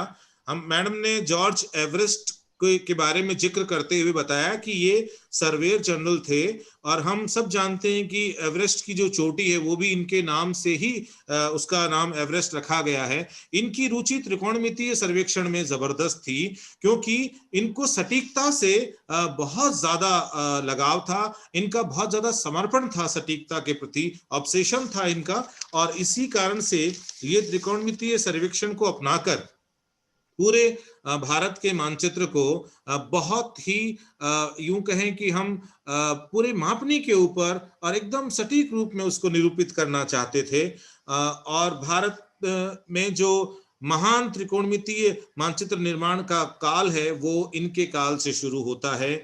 मानचित्र में ब्रिटिशर्स ने बहुत सारे रंगों का इस्तेमाल भी किया, और मैडम ने यहाँ बहुत सुंदर तरीके से चित्रों के माध्यम से, मानचित्रों के माध्यम से ये बताया कि किस तरह से ये औपनिवेशिक जो हेजेमनी होती है उसको ये रिप्रेजेंट करता है, क्योंकि उन्होंने जो रंगों का प्रयोग किया था उस प्रयोग के अंदर भी वो बहुत सारी जगह हम यूं कहें कि वे कहीं न कहीं बायस थे, क्योंकि उन्होंने जो उन ब्रिटिश टेरिटरीज थी जो उनके द्वारा अधिग्रहित और उनके द्वारा जो प्रशासित क्षेत्र थे उनको उन्होंने डार्क पिंक और रेड जैसे कलर्स से दिखाने की कोशिश की, जो बेसिकली डोमिनेटिंग कलर्स हैं, है ना। और उसके जो दूसरे क्षेत्र थे उनको उन्होंने पीले, हल्के पीले और पीले के अलग अलग शेड्स में दिखाने की कोशिश की। कुल मिला के जो रंगों का प्रयोग है उसमें भी हमें राष्ट्रीयता और औपनिवेशिक शक्तियों का स्पष्ट स्वरूप नजर आता है कि कौन इसका निर्माता कौन है और किस प्रकार का रिप्रेजेंटेशन ये यहाँ करना चाहते हैं। ये केवल और केवल दिखाया ही नहीं गया बल्कि ये अपनाया भी गया था। और यहाँ पर फिर से मैम ने रेखांकित किया कि ब्रिटिश काल में जितना भी जो मानचित्र निर्माण कला का विकास हुआ था उसका मूल ध्येय मानचित्र कला के विकास को छोड़कर ये था कि किस तरह ये मानचित्र कला का विज्ञान है ये भारत में नियंत्रण करने, भारत के लोगों को नियंत्रित करने, भारत के लोगों को प्रशासित करने, भारत के संसाधनों का दोहन करने के लिए उपयोग में लाया जा सकता है। और अब मैडम अपने लेक्चर का एक नया पार्ट शुरू कर रही हैं, और जो है कि हमारे जो मैप्स हैं, मानचित्र हैं, इनके मूलभूत तत्व क्या हैं। मैं एक बात आपको बता दूं, क्योंकि यहाँ पर हम हिंदी और इंग्लिश के ट्रांसलेशन को साथ लेके चल रहे हैं तो ये सेशन थोड़ा सा विस्तारित होगा, और हम इस सेशन को 6:15 तक ले जाएंगे, अर्थात हम 15 मिनट की लिबर्टी यहाँ लेंगे। हम लगभग 5:50 तक मैडम का लेक्चर सुनेंगे और उसके बाद हम क्वेश्चन आंसर सेशन लेंगे। Yes ma'am. Thank you so much, Jitan. So from now I'm moving on to something which is entirely different. अब तक हम लोग मैप के बारे में संदर्भ में बातें कर रहे थे, but no one knows what constitutes a map. Of course, those who are from geography background, they may be knowing, or others from other disciplines also, they have seen a map. But the basic details of a map, I'll just try to make it as simple as possible for everyone to understand. So why are we interested in knowing what are the elements of a map in the very first place? Because map is something which is used for visualization purpose. We want to see things in the form of a representation. जो basically data or charts or tables से उपलब्ध नहीं होता है. So we cannot see from data. If I give you a table, you won't understand, which is, you have to hunt or fish out which is the highest area, which is the state which is showing the highest figures. But in a map, you can see it at one go. So visualization is very, very important in a map. And this is because the data which we are using in a map is known as an attribute data. Why it is known as an attribute data? Because it has a location and a point, not only on the globe, but also on the map. So what exists on the globe or the earth, we are trying to portray it on a two-dimensional plane. That is the difference. Now, for understanding this, there are certain objectives before making maps, and we should know these. The first is, how are we portraying the world on a flat sheet of paper? For this, something we use which is known as projections. How we are projecting the globe on a flat piece of paper. Secondly, the choice of datum. Datum is an art form. I'll come to that in a few minutes, explain in detail. Then the scale of the map, because when we are representing the earth features on a two-dimensional plane, there has to be a scale, because we cannot show on the ground scale. We have to reduce it. So some scale is necessary. Sometimes we are using small scales, sometimes we are using large scales. Then the thematic maps. What is a thematic map? Symbolization. What symbols are we using for representing different objects? And the legend of a map. Now let me talk a little bit on map projection. A map projection is basically, we all know that we are having lines of latitudes and longitudes. How we are transferring the lines of latitude and longitude from what is known as either a sphere or a globe or a developable surface or even an ellipsoid. Because all of us know perfect Earth shape is oblate ellipsoid. And how are we transferring these latitudes and longitudes onto a plane? Now, while we do that, there is bound to be distortion, because a three-dimensional thing and a two-dimensional thing can never be the same.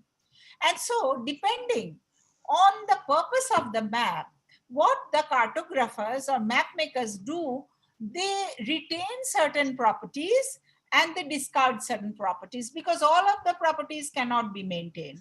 And these properties are area, whether correct area is being represented, or the shape. There is a distortion also. The shape can be distorted, like North America in reality on the Earth may not be represented in its accurate shape on a flat piece of paper. The direction is also important. North Pole, South Pole, we are having north and south, east, west. Then the bearing. Bearing is angle between the magnetic north or the magnetic bearing and the true north, true bearing. And usually a prismatic compass is the instrument which we use for measuring this bearing. Then the distance. One wants to keep the distance, maintain the distance, represent the distance, and the scale of the map. So these are the properties. But let me tell you, maintaining each and every one of these is very, very difficult, particularly if you want to represent the true area and the true shape, it becomes extremely difficult. So another consideration is the configuration of a projection and the compatibility with the data sets that are used on a map. Now, datum, I told you that datum which we use is very, very important. And datum is a model of the Earth, which we use for mapping purposes. So if you see the topographical sheets of India, they're based on Everest. But in the GIS, which we are doing now, it is based on WGS 84. So different datums are very, very important, because particularly in large-scale maps that we are usually using for our national mapping system, datum should be matched with the projection. Now, map projections can be very many, which I'm talking about. It can be whether you want to preserve direction. If you want to preserve direction, then you will choose upon the azimuthal or zenithal projection. If you want to preserve the shape locally, then you will choose a conformal or orthomorphic projection. If you want to preserve the area, then you have equal area projection. If you want to preserve the distance, it will be equidistance. Or you want to preserve the shortest route, it will be mnemonic. And again, keeping all these together is very, very difficult. Again, the selection of a model from which you are transferring it onto a plane is, is your choice, whether you take a sphere or an ellipsoid. And then the geographic coordinates, which is latitudes and longitudes, they are converted into what we know as Cartesian coordinates or polar plane coordinates on a two-dimensional sheet of paper. This is X and Y coordinates. And Cartesian coordinates are not known as, they are not east and west or north and south. They are known by eastings and northings. So they have some kind of grid is developed by this. Now, the projections which we are talking about, which is essential for map making, it had originated such by, there was a developable surface that can be a sphere or an ellipsoid from which the maps are being developed, and by placing a light at the center of that developable surface, and then the reflection of that, and then you cut the paper, spread it, you will see how it looks like the lines of latitude and longitude. So by that, we classify this projection. So like you can see in this is a cylindrical projection. So you roll up a paper in the form of a cylinder. This is your developable surface. You place the light at the center, and then the reflection of the latitude and the longitude will be somewhat like this. So latitudes are also straight lines, longitudes are also straight lines. So this is known as a cylindrical projection because it is developed from a cylinder. Similarly, you have a sinusoidal projection or pseudo-cylindrical projection, in which again you have meridians are straight line segments.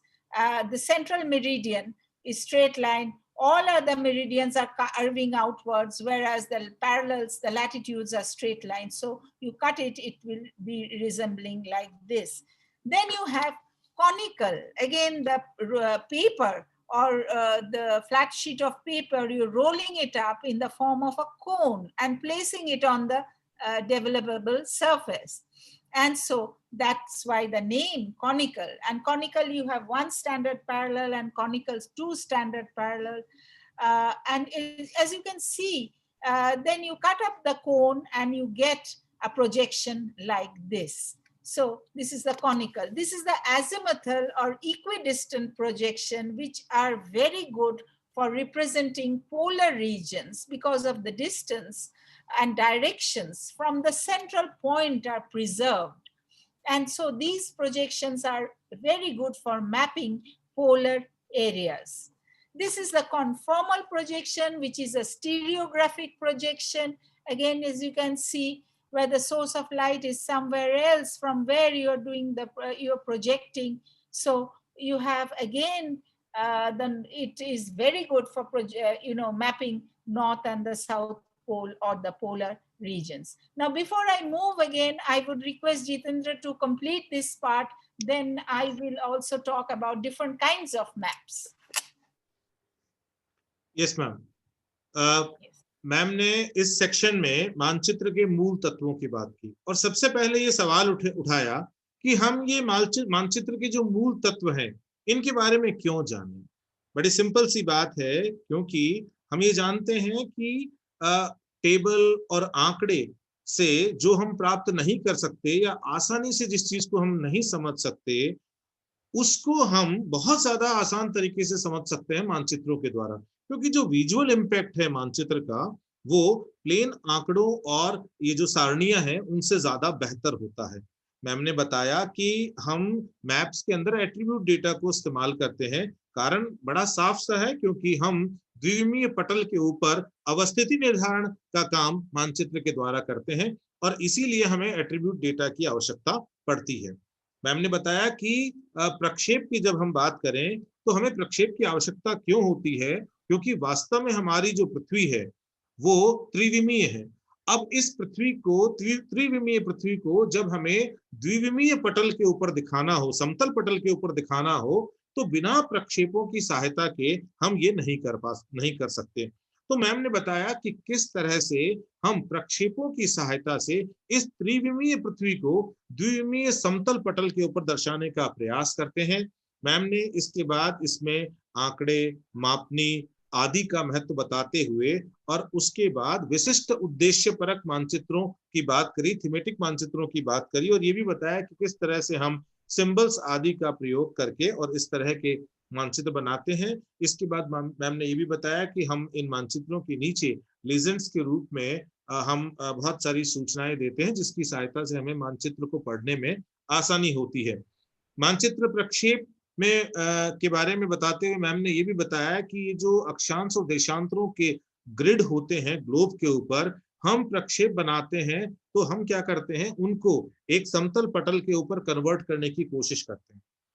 जब हम ऐसा करने की कोशिश करते हैं तो हमें ये पता है कि हम जब किसी भी क्षेत्र की जानकारी लेते हैं तो हमारे कुछ मूल ध्येय होते हैं। क्षेत्रफल कितना है, आकृति कैसी है, दिशा कैसी है, वो उसकी कोणीय दूरी अर्थात बियरिंग कैसी है, जो वास्तव में चुंबकीय उत्तर और वास्तविक उत्तर के बीच की कोणीय दूरी को बताती है। दूरी कैसी है स्थानों के बीच, किस मापनी पर बनाया गया है, ये सारी की सारी जो विशेषताएं होती है किसी भी क्षेत्र की। तो जब हम किसी भी क्षेत्र का प्रक्षेप के द्वारा हम त्रिविमीय पटल से द्विविमीय समतल पटल के ऊपर निरूपण करते हैं तो हम इन सारी की सारी विशेषताओं को यथावत नहीं रख सकते, हमें इनमें कंप्रोमाइज करना पड़ता है। हम यदि क्षेत्रफल को यथावत या मूल रूप से सही रखने की कोशिश करेंगे तो हमें आकृति के साथ कंप्रोमाइज करना ही करना पड़ेगा। यदि हम आकृति को यथावत रखने की कोशिश करेंगे तो हमें क्षेत्रफल के साथ कंप्रोमाइज करना पड़ेगा। कुल मिला के क्षेत्र, आकृति, दिशा, बियरिंग, दूरी, इन सब को हम एक साथ शुद्ध रूप में प्राप्त नहीं कर सकते हैं। ऐसा कोई भी प्रक्षेप अब तक हम नहीं बना पाए हैं जिसमें हम इन तमाम पक्षों को शुद्ध रूप में प्रदर्शित कर सकें। मैम ने कहा कि डेटम बहुत महत्वपूर्ण है और मैम ने यहाँ उदाहरण दिया कि जिस प्रकार से पहले हम एवरेस्ट को रेफरेंस के रूप में लेते थे, हम जीआईएस के अंदर WGS 84 को हम डेटम के रेफरेंस के रूप में यूज करते हैं। मैम ने बताया कि प्रक्षेप बहुत तरह के होते हैं, जैसे यदि दिशा सही हो तो हम उसको सदिश प्रक्षेप कहते हैं। यदि आकृति में किसी प्रकार की विकृति नहीं हो तो हम उन प्रक्षेपों को समाकृतिक प्रक्षेप की संज्ञा देते हैं। यदि क्षेत्रफल नियत बने रहते हैं तो हम उन प्रक्षेपों को समक्षेत्र प्रक्षेप की संज्ञा देते हैं। यदि दूरी संबंधी किसी प्रकार की त्रुटियां नहीं होती तो हम उनको समदूरस्थ प्रक्षेपों की संज्ञा देते हैं। इस प्रकार से मैडम ने बताया कि जब हम प्रक्षेपों की रचना करते हैं तो वास्तव में जो अक्षांश और देशांतर होते हैं वो कार्डिजन और यूं कहें कि ध्रुवीय जो पटल कोऑर्डिनेट्स हैं उनके अंदर बदल जाते हैं। मैम ने कुछ चित्रों के माध्यम से बेलनाकार प्रक्षेप को बताने की कोशिश की शुरू में, और उस बेलनाकार प्रक्षेप में मैडम ने संदर्श बेलनाकार प्रक्षेप का उदाहरण लिया, जिसमें प्रकाश की स्रोत की सहायता से हम ग्लोब के ऊपर जो आभासी ग्लोब होता है उसके चारों तरफ एक कागज को चिपकाते हैं जो बेलनाकार आकार का होता है, और जब ग्लोब के ऊपर की जितनी भी जो अक्षांश और देशांतर है उनका रिफ्लेक्शन जो कागज के पटल के ऊपर दिखाई देता है, हम उन्हीं को मानचित्र निर्माण में रेफरेंस के रूप में इस्तेमाल करते हैं। सिनुसॉइडल का एग्जांपल दिया मैडम ने यहाँ पर, और बाद में शंकु प्रक्षेप का एग्जांपल दिया, समदूरस्थ प्रक्षेप का एग्जांपल दिया, कन्फर्बल प्रोजेक्शन का एग्जांपल देते हुए अब मैडम एक नई दिशा में आगे बढ़ रही हैं, जिसमें मैम हमें मानचित्रों के प्रकार समझाएंगी कि किस किस तरह के मानचित्र जो है वो हम जनरली बनाते हैं और देखते हैं। Yes ma'am. Thank you so much. So now we talk about maps. So there are many kinds of maps. Types, the typology of maps is enormous. There can be topographic maps, physical maps, weather maps. So this is a physical maps, physical map of the world, mountain ranges, plain areas, water bodies, etc. This is from a topographical map, the topographical sheets where we note that the heights above the sea level are represented by contours. These are the lines joining places of equal height on a topographical map. And you have every fifth contour line is a thickened line, which is known as the index contour. Why it is known as the index contour? Because the height is mentioned over there. Then you have the political maps. Political maps basically are, maps portraying the cultural landscape of human beings. So we have the political maps, then we have the thematic maps. Basically, all maps, most of the maps, all maps are basically thematic. Now, people sometimes gets confused. They think that it is based on a theme, but thematic maps mean that these are the maps which portray numeric or character data by colors and symbols. So some numeric data may be there or character data may be there, and they are represented by symbols, and that is why they are called thematic. And basically, these data pertains to a theme, usually, like you can have a population map or any other map. Sometimes this data has a range method, like if you want to show the density of population, you can show it by what is known as a choropleth maps. Choropleth. Now I move on to map scales, because I told you that the scale of the map is very important.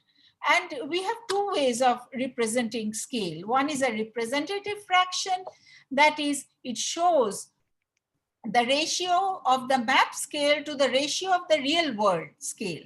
And one is a bar scale. Bar scale, we know, we all use in mathematics, geometry, etc.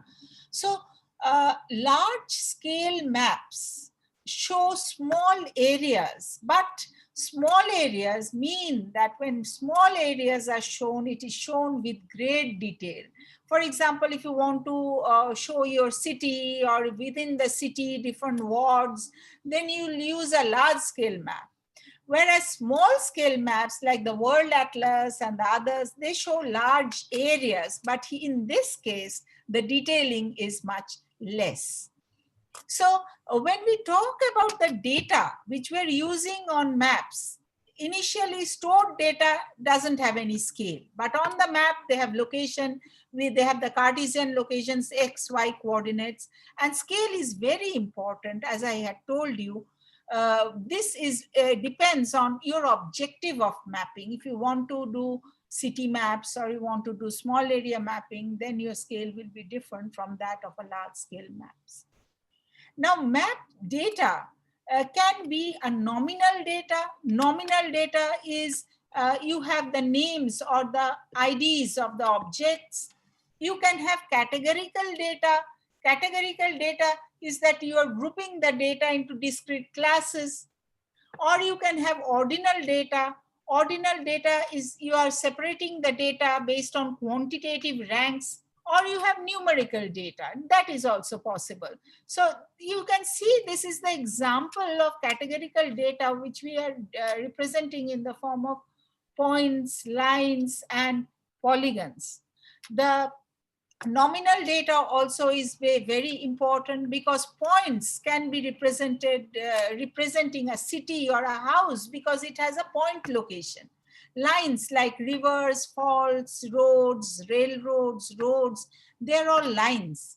And when we talk about parks or agricultural area or countries, we use polygons. So this is how we symbolize the nominal data.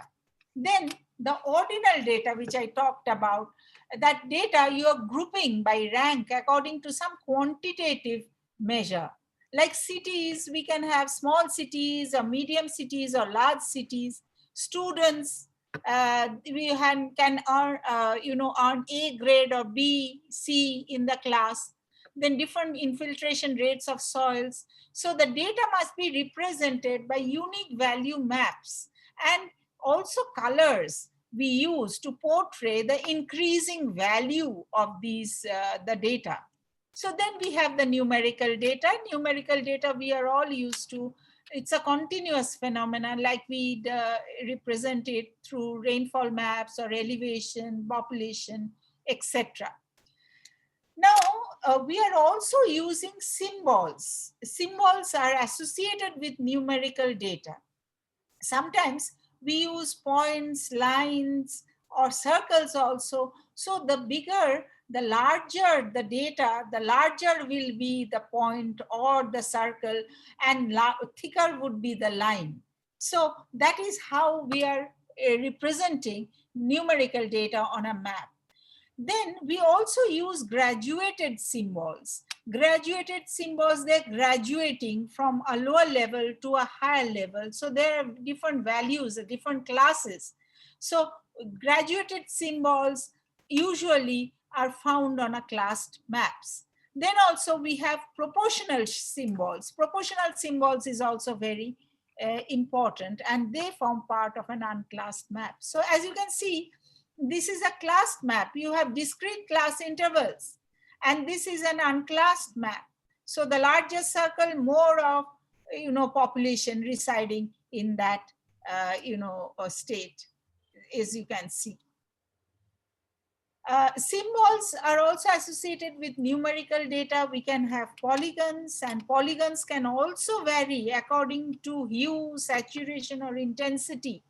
So to show you this, as you can see, this is precipitation map, rainfall map. So as you can see, as we proceed, the rainfall increases. So this is the correct way of representing. This is through a choropleth. So this is entirely not a choropleth. It is some kind of a chorochromatic map, which we do not use for showing graduations of color symbols. So then it's always better on a map to use normalized data. Normalized, we do like, to give you an example, like population per square kilometer. So we are normalizing the data. Similarly, sometimes we use larger symbols when we are normalizing the data. A dot map, like is shown in this map, also shows how data can be normalized. The more the dots, the more people in that state. So that is how we are normalizing the data on a map. Then there is a very, very beautiful set of maps, which is known as the chart maps. So this is a pie diagram, a different pie, you can show different representation, maybe social castes. In this case, it is white, black, and Hispanic because it is United States. In India, we may show such through, pie diagram, we can show scheduled castes, scheduled tribes, others, OBCs, others, and then we can use that on a map. So chart maps are very important.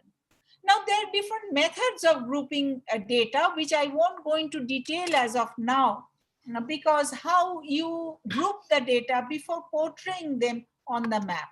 I'll just tell you of all these methods which I have listed out: natural breaks, range, equal interval, defined interval, quantile, geometric interval, standard deviation, and manual. The most commonly used method is the range methods, which we use, and sometimes we also use quartile equal interval, which is based on quartiling. So these are most frequently used methods of grouping the data before portraying them on the map.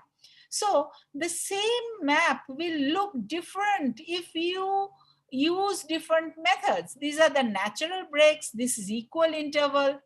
Then this is a defined interval, this is quantile, this is geometric interval, and then the last one is standard deviation.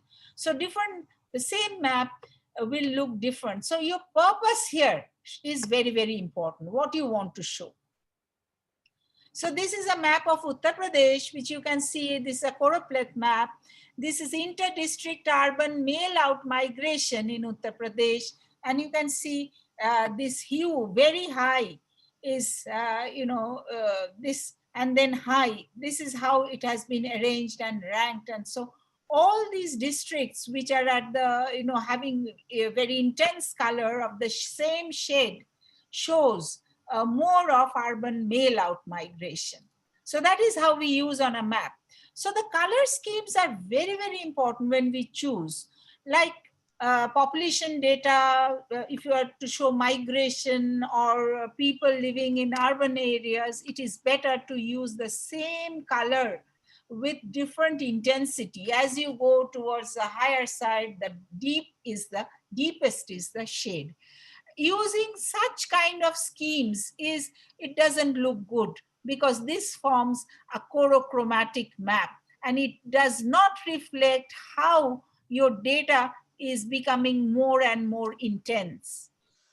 So this is a chart map. This is percentage distribution of lifetime interstate urban male out migrants by economic, social, and other reasons. So you can see on one hand, we are showing percentage distribution of lifetime interstate urban out migrants. On the other hand, the index or the legend is showing the red one is for economic reason, green one is for social reason, yellow is for other reasons. So we can combine, in a chart map, we can combine different aspects and portray them. This is also a bivariate kind of an analysis where you have population density, which is in hatcheries, and you are having households residing in slums. If you want to see that, is it more slum population with high density? Is it, there is an association? So we are using this kind of techniques. This is index of substandard living in Kolkata from Kolkata metropolis. And again, the choropleth map, where you can see the more intensity of the color is the most deprived, because we are talking about substandard living. So all these are the most deprived wards, which we can see directly from the map. So this is quality of housing stock in capital cities of India. So one can see how it has changed over 2001 to 2011. Why I'm showing this? This is the table. It makes no sense. I mean, you have to place greater emphasis and going through the data and understanding, but on the map, you can directly see this. And also the change over 2001 and 2011 census. Similarly, this map is of types of housing structures. So this also talks about the same, which is not easily discerned from the table. You can see through the map. So a map legend may also explain how map uses colors. For example, a thematic map may use colors to show differences in elevation or population density. So just the maps I have shown. So the intensity is usually by the intensity, it is marked by the intensity of color which we are using. Now, before I move on, I will ask Jitendra to, translate what I've said so far. Okay, ma'am. Ma'am ने जब मानचित्रों के प्रकार को समझाने की कोशिश की तो मैम ने मानचित्रों को दिखाते हुए बताया कि किस तरह भौतिक मानचित्रों पर हम भौतिक विशेषताओं को दिखाते हैं, मौसम मानचित्रों पर हम मौसम संबंधी विशेषताओं को दिखाते हैं, स्थलाकृतिक मानचित्रों पे हम समोच्च रेखाओं के माध्यम से ऊंचाई में हुए परिवर्तनों को दिखाते हैं, इंडेक्स समोच्च रेखा की बात भी मैम ने बताई, और किस तरह से जो राजनीतिक मानचित्र होते हैं उनके ऊपर हम जो राजनीतिक क्षेत्र हैं उनका निरूपण करते हैं। थीमेटिक मानचित्र के बारे में मैम ने बताया कि उद्देश्यपरक मानचित्र होते हैं जो न्यूमेरिक डेटा और कैरेक्टर्स पे आधारित होते हैं और किसी विशिष्ट थीम को लेकर बनाए जाते हैं। मैम ने बताया कि सामान्यतः इसमें जो थीमेटिक मैप्स हैं इसमें हम रेंज या प्रसार मेथड को यूज करते हैं। फिर मैम ने मानचित्र मापनियों की बात करते हुए बताया कि जो वृहत मापनी है उस पर बने हुए मानचित्र छोटे क्षेत्र को बहुत विस्तारित सूचना के साथ में बताते हैं, जबकि जो लघु मापनी होती है उसके ऊपर हम बहुत विस्तारित क्षेत्र को बहुत कम सूचनाओं के साथ दर्शाते हैं, जैसे विश्व मानचित्र को एटलस या वॉल मैप पे दिखाना। मानचित्र आंकड़ों की बात करते हुए मैम ने XY कोऑर्डिनेट्स की बात करते हुए अपनी बात को आगे बढ़ाया और बताया कि जो आंकड़े हैं वो बहुत सारे प्रकार के हो सकते हैं। मैम ने बताया कि जो जो नाम और पॉइंट आदि जो डेटा होते हैं, नॉमिनल डेटा। उसके बाद मैम ने बताया कि कैटेगोरिकल डेटा में हम कक्षाएं बनाने की कोशिश करते हैं, ऑर्डिनल डेटा में हम रैंक के आधार पर ग्रुपिंग करने की कोशिश करते हैं, जैसे सिटीज को रैंकिंग करके उसको दिखाना, फिर अलग अलग कलर्स का इस्तेमाल करना। न्यूमेरिकल डेटा के अंदर मैडम ने बताया कि जब हमें किसी भी चीज का सतत निरूपण दिखाना हो, जैसे वर्षा के आंकड़ों में होने वाले परिवर्तनों के सतत परिवर्तन को हमें जब धरातल के ऊपर दिखाना हो, तो हम मानचित्र में न्यूमेरिकल डेटा का इस्तेमाल करते हैं, सिंबल्स का भी इसके अंदर इस्तेमाल करते हैं। ये संकेत बढ़ते हुए क्रम में हो सकते हैं, अनुपातिक क्रम में हो सकते हैं। और फिर मैडम ने नॉर्मलाइज डेटा में बताया और एग्जाम्पल दिया कि किस तरह से ये जो बिंदु विधि है उसके द्वारा हम जो मानचित्र बनाते हैं वो इस प्रकार की कैटेगरी में आता है। उसके बाद मैम ने बहुत सुंदर तरीके से यूएस के एक मानचित्र को लेकर और 6 अलग अलग तरीकों से बताया कि किस प्रकार से जो मानचित्र निर्माण की भिन्न भिन्न विधियां हैं वो एक ही चीज को भिन्न भिन्न तरीकों से निरूपित करती है, और हमें हमारे उद्देश्य के आधार पर यह तय करना पड़ता है कि हमें किस प्रकार के मानचित्र निर्माण की ओर आगे बढ़ना चाहिए। रंगों के संयोजन को बहुत ही सुंदर तरीके से मैम ने मानचित्रों पर दर्शाया और बताया कि उसके बाद में चार्ट मानचित्र बताया, और उसमें बताया कि किस प्रकार जो मेल माइग्रेशन है उनको जो प्रवास के कारण हैं उनके साथ में हम कैसे दर्शा सकते हैं। द्विचर विश्लेषण के मानचित्र भी दिखाए, और बाद में बहुत सारे ऐसे एग्जाम्पल मैम ने दिए जहां पर बहुत ज्यादा डेटा टेबल के रूप में दिखाया हुआ था, जिसको समझने में काफी कठिनाई होती है। और ये मैम ने उसके साइड में मैप बनाकर दिखाया कि किस तरह से ये जो सारी चीजें हैं ये मैप के बनते ही एक साउंड विजुअल इंप्रेशन ले लेती हैं, और उसके आधार पे हम चीजों को ज्यादा अच्छी तरह से समझ पाते हैं। मैम हमारे पास 10 मिनट और हैं, उसी में हमें इसको समाप्त करना है। Yes. Yes, I ma'am. will now briefly try to. Another type of data, this is also very important, which is a raster data. I will not go into detail, but no discussion on cartography mapmaking can be completed without raster data, because these are the digital data. Raster data is obtained from digital aerial photography, photographs, imagery satellites, digital papers, but they are stored in a raster form. I'll show you just the pictures. So I won't go into classification of raster data. This is how a raster data looks like. This map, as you can see, it shows the elevation. So raster data is also very important, and we are using this as part of GIS. You know, this is raster data which is stretched by one deviation. It shows clearly hilly areas, you can see. And if it is, the image is not stretched. Stretching is an exercise which we use the remote sensing software to, for image enhancement. So this also. Now I'll move to the last section of my lecture, which is the present situation, because now we are in a digital world. So we are, we are interested in learning about how to map the digital world. So revolutions in information and technology, now we have reached a paradigm shift in cartography. And because now we have transcended, now we do not need paper and paper analogs to make map. Now we have gone into a digital realm. That's a virtual realm, like I'm lecturing to you today. So GIS and remote sensing has become the basic components for this kind of endeavor. And not only that, the data which we use in making paper maps or paper analogs are limited, and you have limited set of maps. But in a virtual world, it has led to generation of an enormous span of data, which is known as metadata. Metadata is a data about data. And hence, you should learn the process of data mining. Similarly, the scope of photogrammetry has been also enlarged to employ high-speeding imaging and remote sensing in order to detect, also measure and record complex 2-dimensional and 3-dimensional motion fields.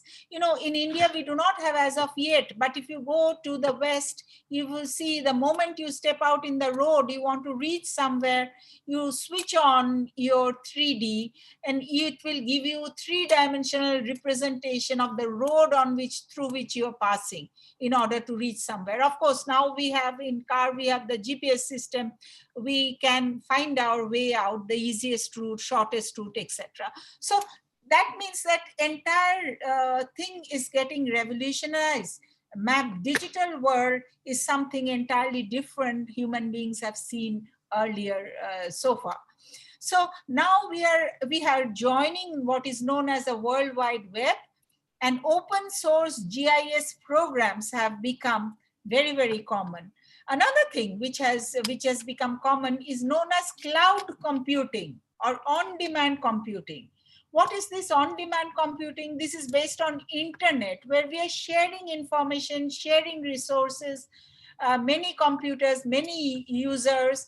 That is, we are maximizing the effectiveness of the shared information. So cartography at present is becoming increasingly technological driven. And so this new kind of developments in the production and usage of huge data, multiple partners, and we're having the best possible usage and many platforms, of course, yes.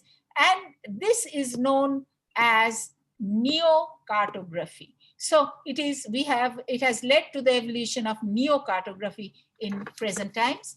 And according to Neo-Cartography Commission and of the Indian Cartographic Association, they say that the neo-cartographers is being used to describe map makers who do not come from a traditional map making background. And they're more using open data sources, open source mapping. And therefore, now the boundaries between map producers and map consumers are getting blurred. So they want to make maps for themselves because they can make. So everyone and anyone will now be able to create a map. The discipline is moving towards such an end under the virtual realm. So mapping the digital world has revolutionized the thing which I started off by saying what started with cave paintings in Neolithic period. I have already stressed on India's journey, and here I will not go because I have already talked about Great Trigonometrical Survey and other things. But what I want to say over here, which is very, very important, that the British period saw the establishment of several organizations who are dedicated to map making. One of them was Survey of India. And in addition, you have the Geological Survey of India, the National Atlas. Later on, it was renamed as National Atlas and Thematic Mapping Organization. It was set up in 1954 under Professor S.P. Chatterjee. So no talk on cartography can be completed if I do not mention these organizations and their endless contribution in the history of map making in India. Similarly, now the newer technologies are being used by the DST, Department of Science and Technology, ISRO. All of you know about ISRO and ISRO's contribution, the National Resource Center, NRSC, the SACS, Space Application Centers, NHOs, National Hydrographic Office. And all these organizations have elevated the discipline by giving it a very, very rich methodological, technological, as well as thematic content. So I just want to show you some of the maps before I enter. This is India's journey. This is again map of Hindustan, which I was talking about. A Great Trigonometrical Survey, George Everest. As you can see, this is our topographical sheets, how India is divided into different, it's a grid pattern and we have topographical sheet. But these days, everything has gone digital, and India's space endeavors. And we all know that India has come a long way and the satellites launched by India now, it's quite, and every year we have some launch or the other, which gives us a huge storehouse of remotely sensed data that not only the planners are using, geographers are using, but it is being used by wider community, and it is linking up, linking each and every one of us to the virtual world. So with that, you have liked it. I'll ask Dr. Jitendra again to translate this section for you. अंतिम session में ma'am ने बताने की कोशिश की कि जो raster data है वो किस तरह से अभी पूरे जो मैप मेकिंग एक्सरसाइज है उसको एक नया स्वरूप दे रहा है। और ये बताते हुए मैम ने बताया कि जो रेस्टर डेटा है बेसिकली ये डिजिटल डेटा है। मैम ने कुछ बहुत सुंदर सुंदर जो मानचित्र हैं उनके द्वारा ये बताने की कोशिश की कि किस तरह से ये रेस्टर डेटा जो ग्राउंड रियलिटीज हैं, जो ग्राउंड में जो 3D इंप्रेशंस हैं, उनको उभार कर हमें दिखा देता है। क्योंकि मैम ने एक एलिवेशन मैप जो है वो बहुत ही खूबसूरती से यहाँ पर दिखाया था और उसके दोनों निरूपण दिखाए थे कि बिफोर स्ट्रेचिंग कैसा दिखता है वो और आफ्टर स्ट्रेचिंग वो कैसा दिखता है। तो मैम ने बहुत सुंदर तरीके से रेस्टर डेटा की उपयोगिता जो आज के समय है उसको रेखांकित करने की कोशिश की। मैम के पास समय की कमी थी, वरना मैम रेस्टर डेटा के जो अलग अलग प्रकार है उनको भी प्रकाशित करती। और मैम ने बाद में बताया कि किस तरह से ये जो डिजिटल वर्ल्ड है उसको मैपिंग करने की जो एक्सरसाइज है उसमें एक नया पैराडाइम आया है और ये आईटी रिवोल्यूशन के साथ साथ आगे बढ़ रहा है। मैम ने बताया कि किस तरह से जीआईएस और रिमोट सेंसिंग के द्वारा हम अभी इनॉर्मस डेटा जो है उसको हैंडल कर रहे हैं। क्योंकि मैम ने कहा कि अब हम केवल साधारण डेटा सेट से नहीं प्ले करते, बल्कि it is a time of generation of Meta data. ठीक है, हम डेटा से डेटा निकालते हैं, ये बहुत बहुत बड़ा जो डेटा बैंक है उसको हम हैंडल करते हैं। और प्रोसेस ऑफ डेटा माइनिंग इस पूरी प्रक्रिया को जानने के लिए बहुत जरूरी है, क्योंकि हम डेटा माइनिंग की प्रोसेस को नहीं जानते हैं तो शायद हम इस मेटा डेटा हैंडलिंग को अच्छी तरह से नहीं कर पाएंगे। मैम ने बताया कि आज की तारीख में जब हम www.com की दुनिया के अंदर हैं तो बहुत सारे ओपन सोर्सेज हमारे पास में हैं, हम उनका इस्तेमाल कर सकते हैं। और इवन एक लेमैन जो सोशल साइंटिस्ट है, जो ज्योग्राफर नहीं है, वो भी अपने बहुत सारे उद्देश्यों के लिए, जैसे मैम ने बताया कि किस तरह हिस्ट्री का स्टूडेंट जो है वो मैप्स का इस्तेमाल कर सकता है। मैम के खूब सारे डायग्राम्स में आया कि कैसे सोशियोलॉजी का आदमी मैप्स का इस्तेमाल कर सकता है, कैसे एंथ्रोपोलॉजिस्ट मैप का इस्तेमाल कर सकता है। ऑब्वियसली ज्योग्राफर्स के लिए ये प्राइम टूल है।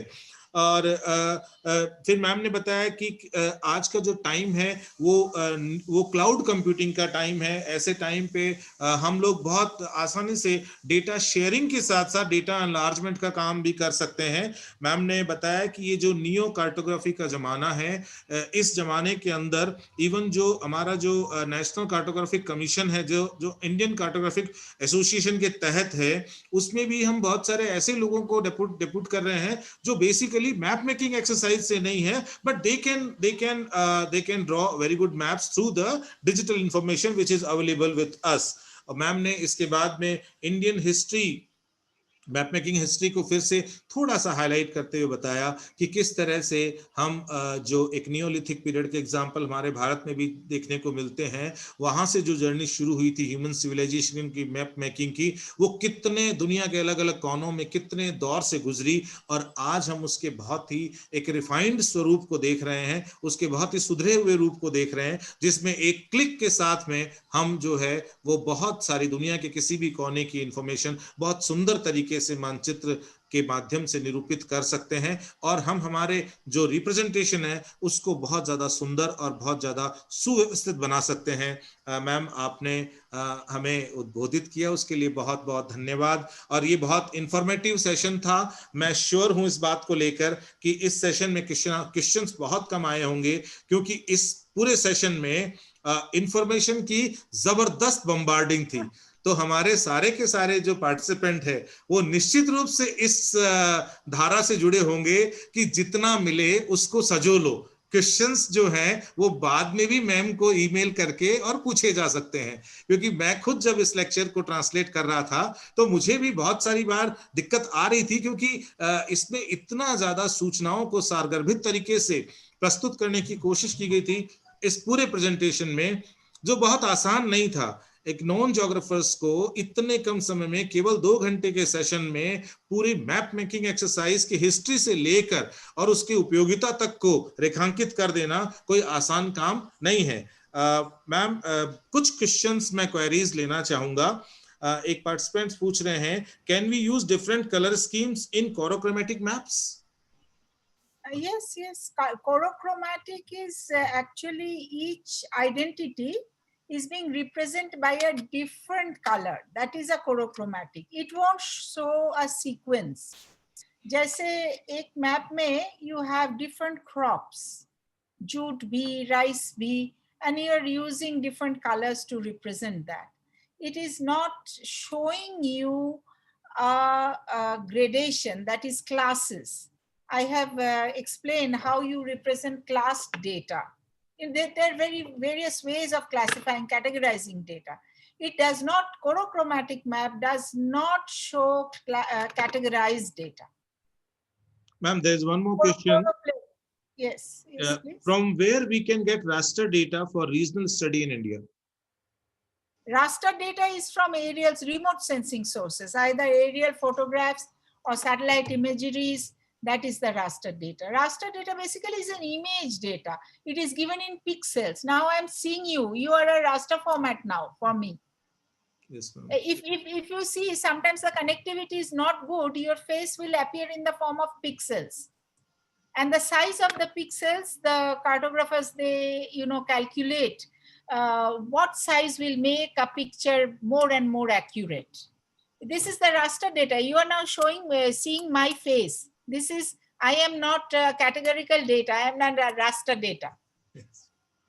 Yes, ma'am. Yes. Ma'am, one more query is that can you give some examples of cloud data sharing websites? There are various websites. Right now, I do not have a list, Yes, but I can mail it to you because I am not.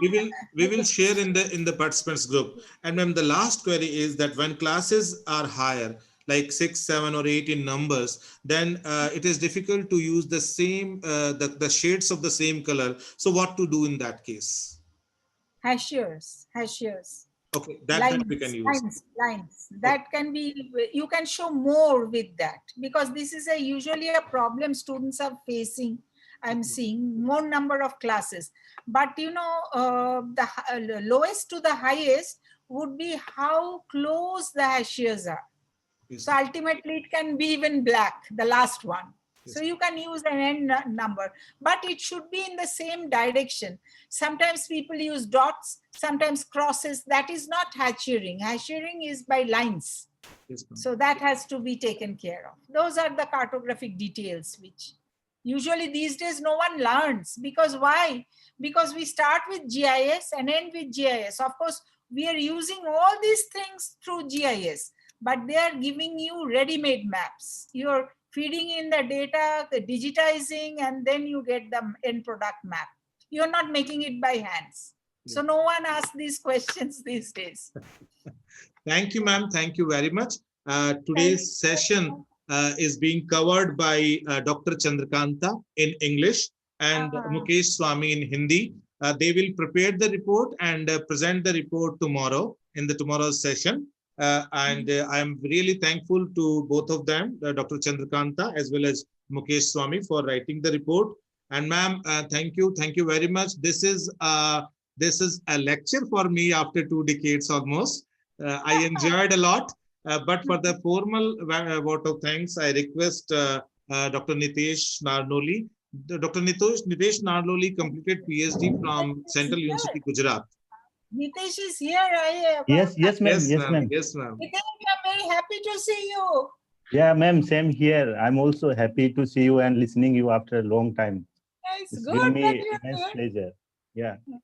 Good. So, good evening, everyone. I'm Nitish Narnolia, Senior Research Fellow in Center for Diaspora Studies, Central University of Gujarat, Gandhinagar.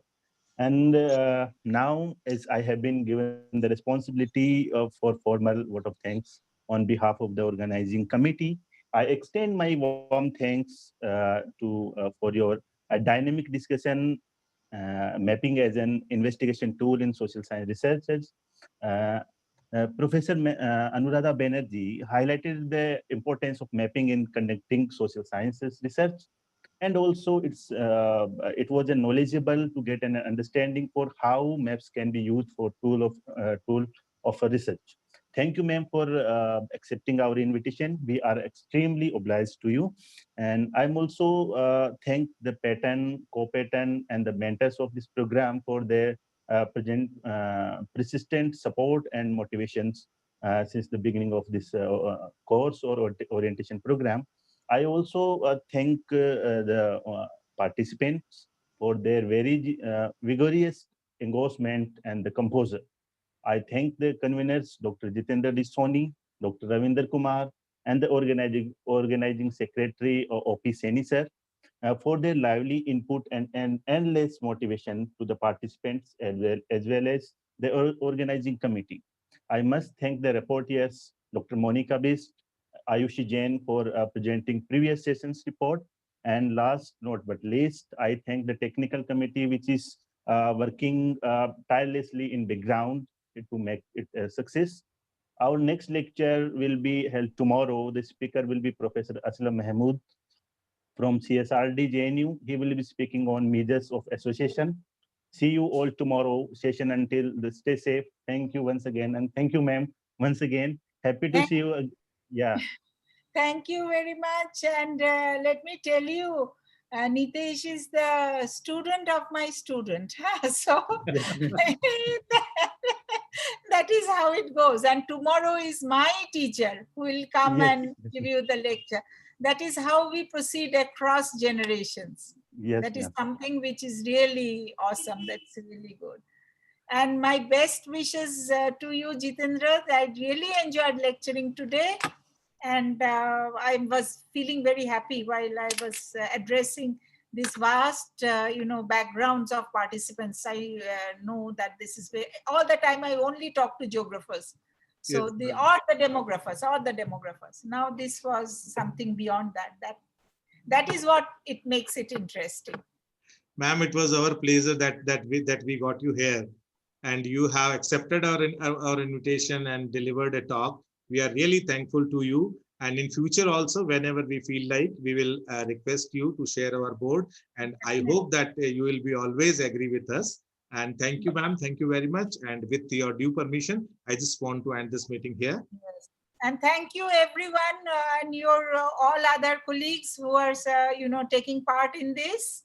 Yes, ma'am. I Ma'am, really ma'am, you are seeing a face, Renu Punia. She is coordinating the entire report writing team, ma'am. It's a very tough task, but she is making it easy.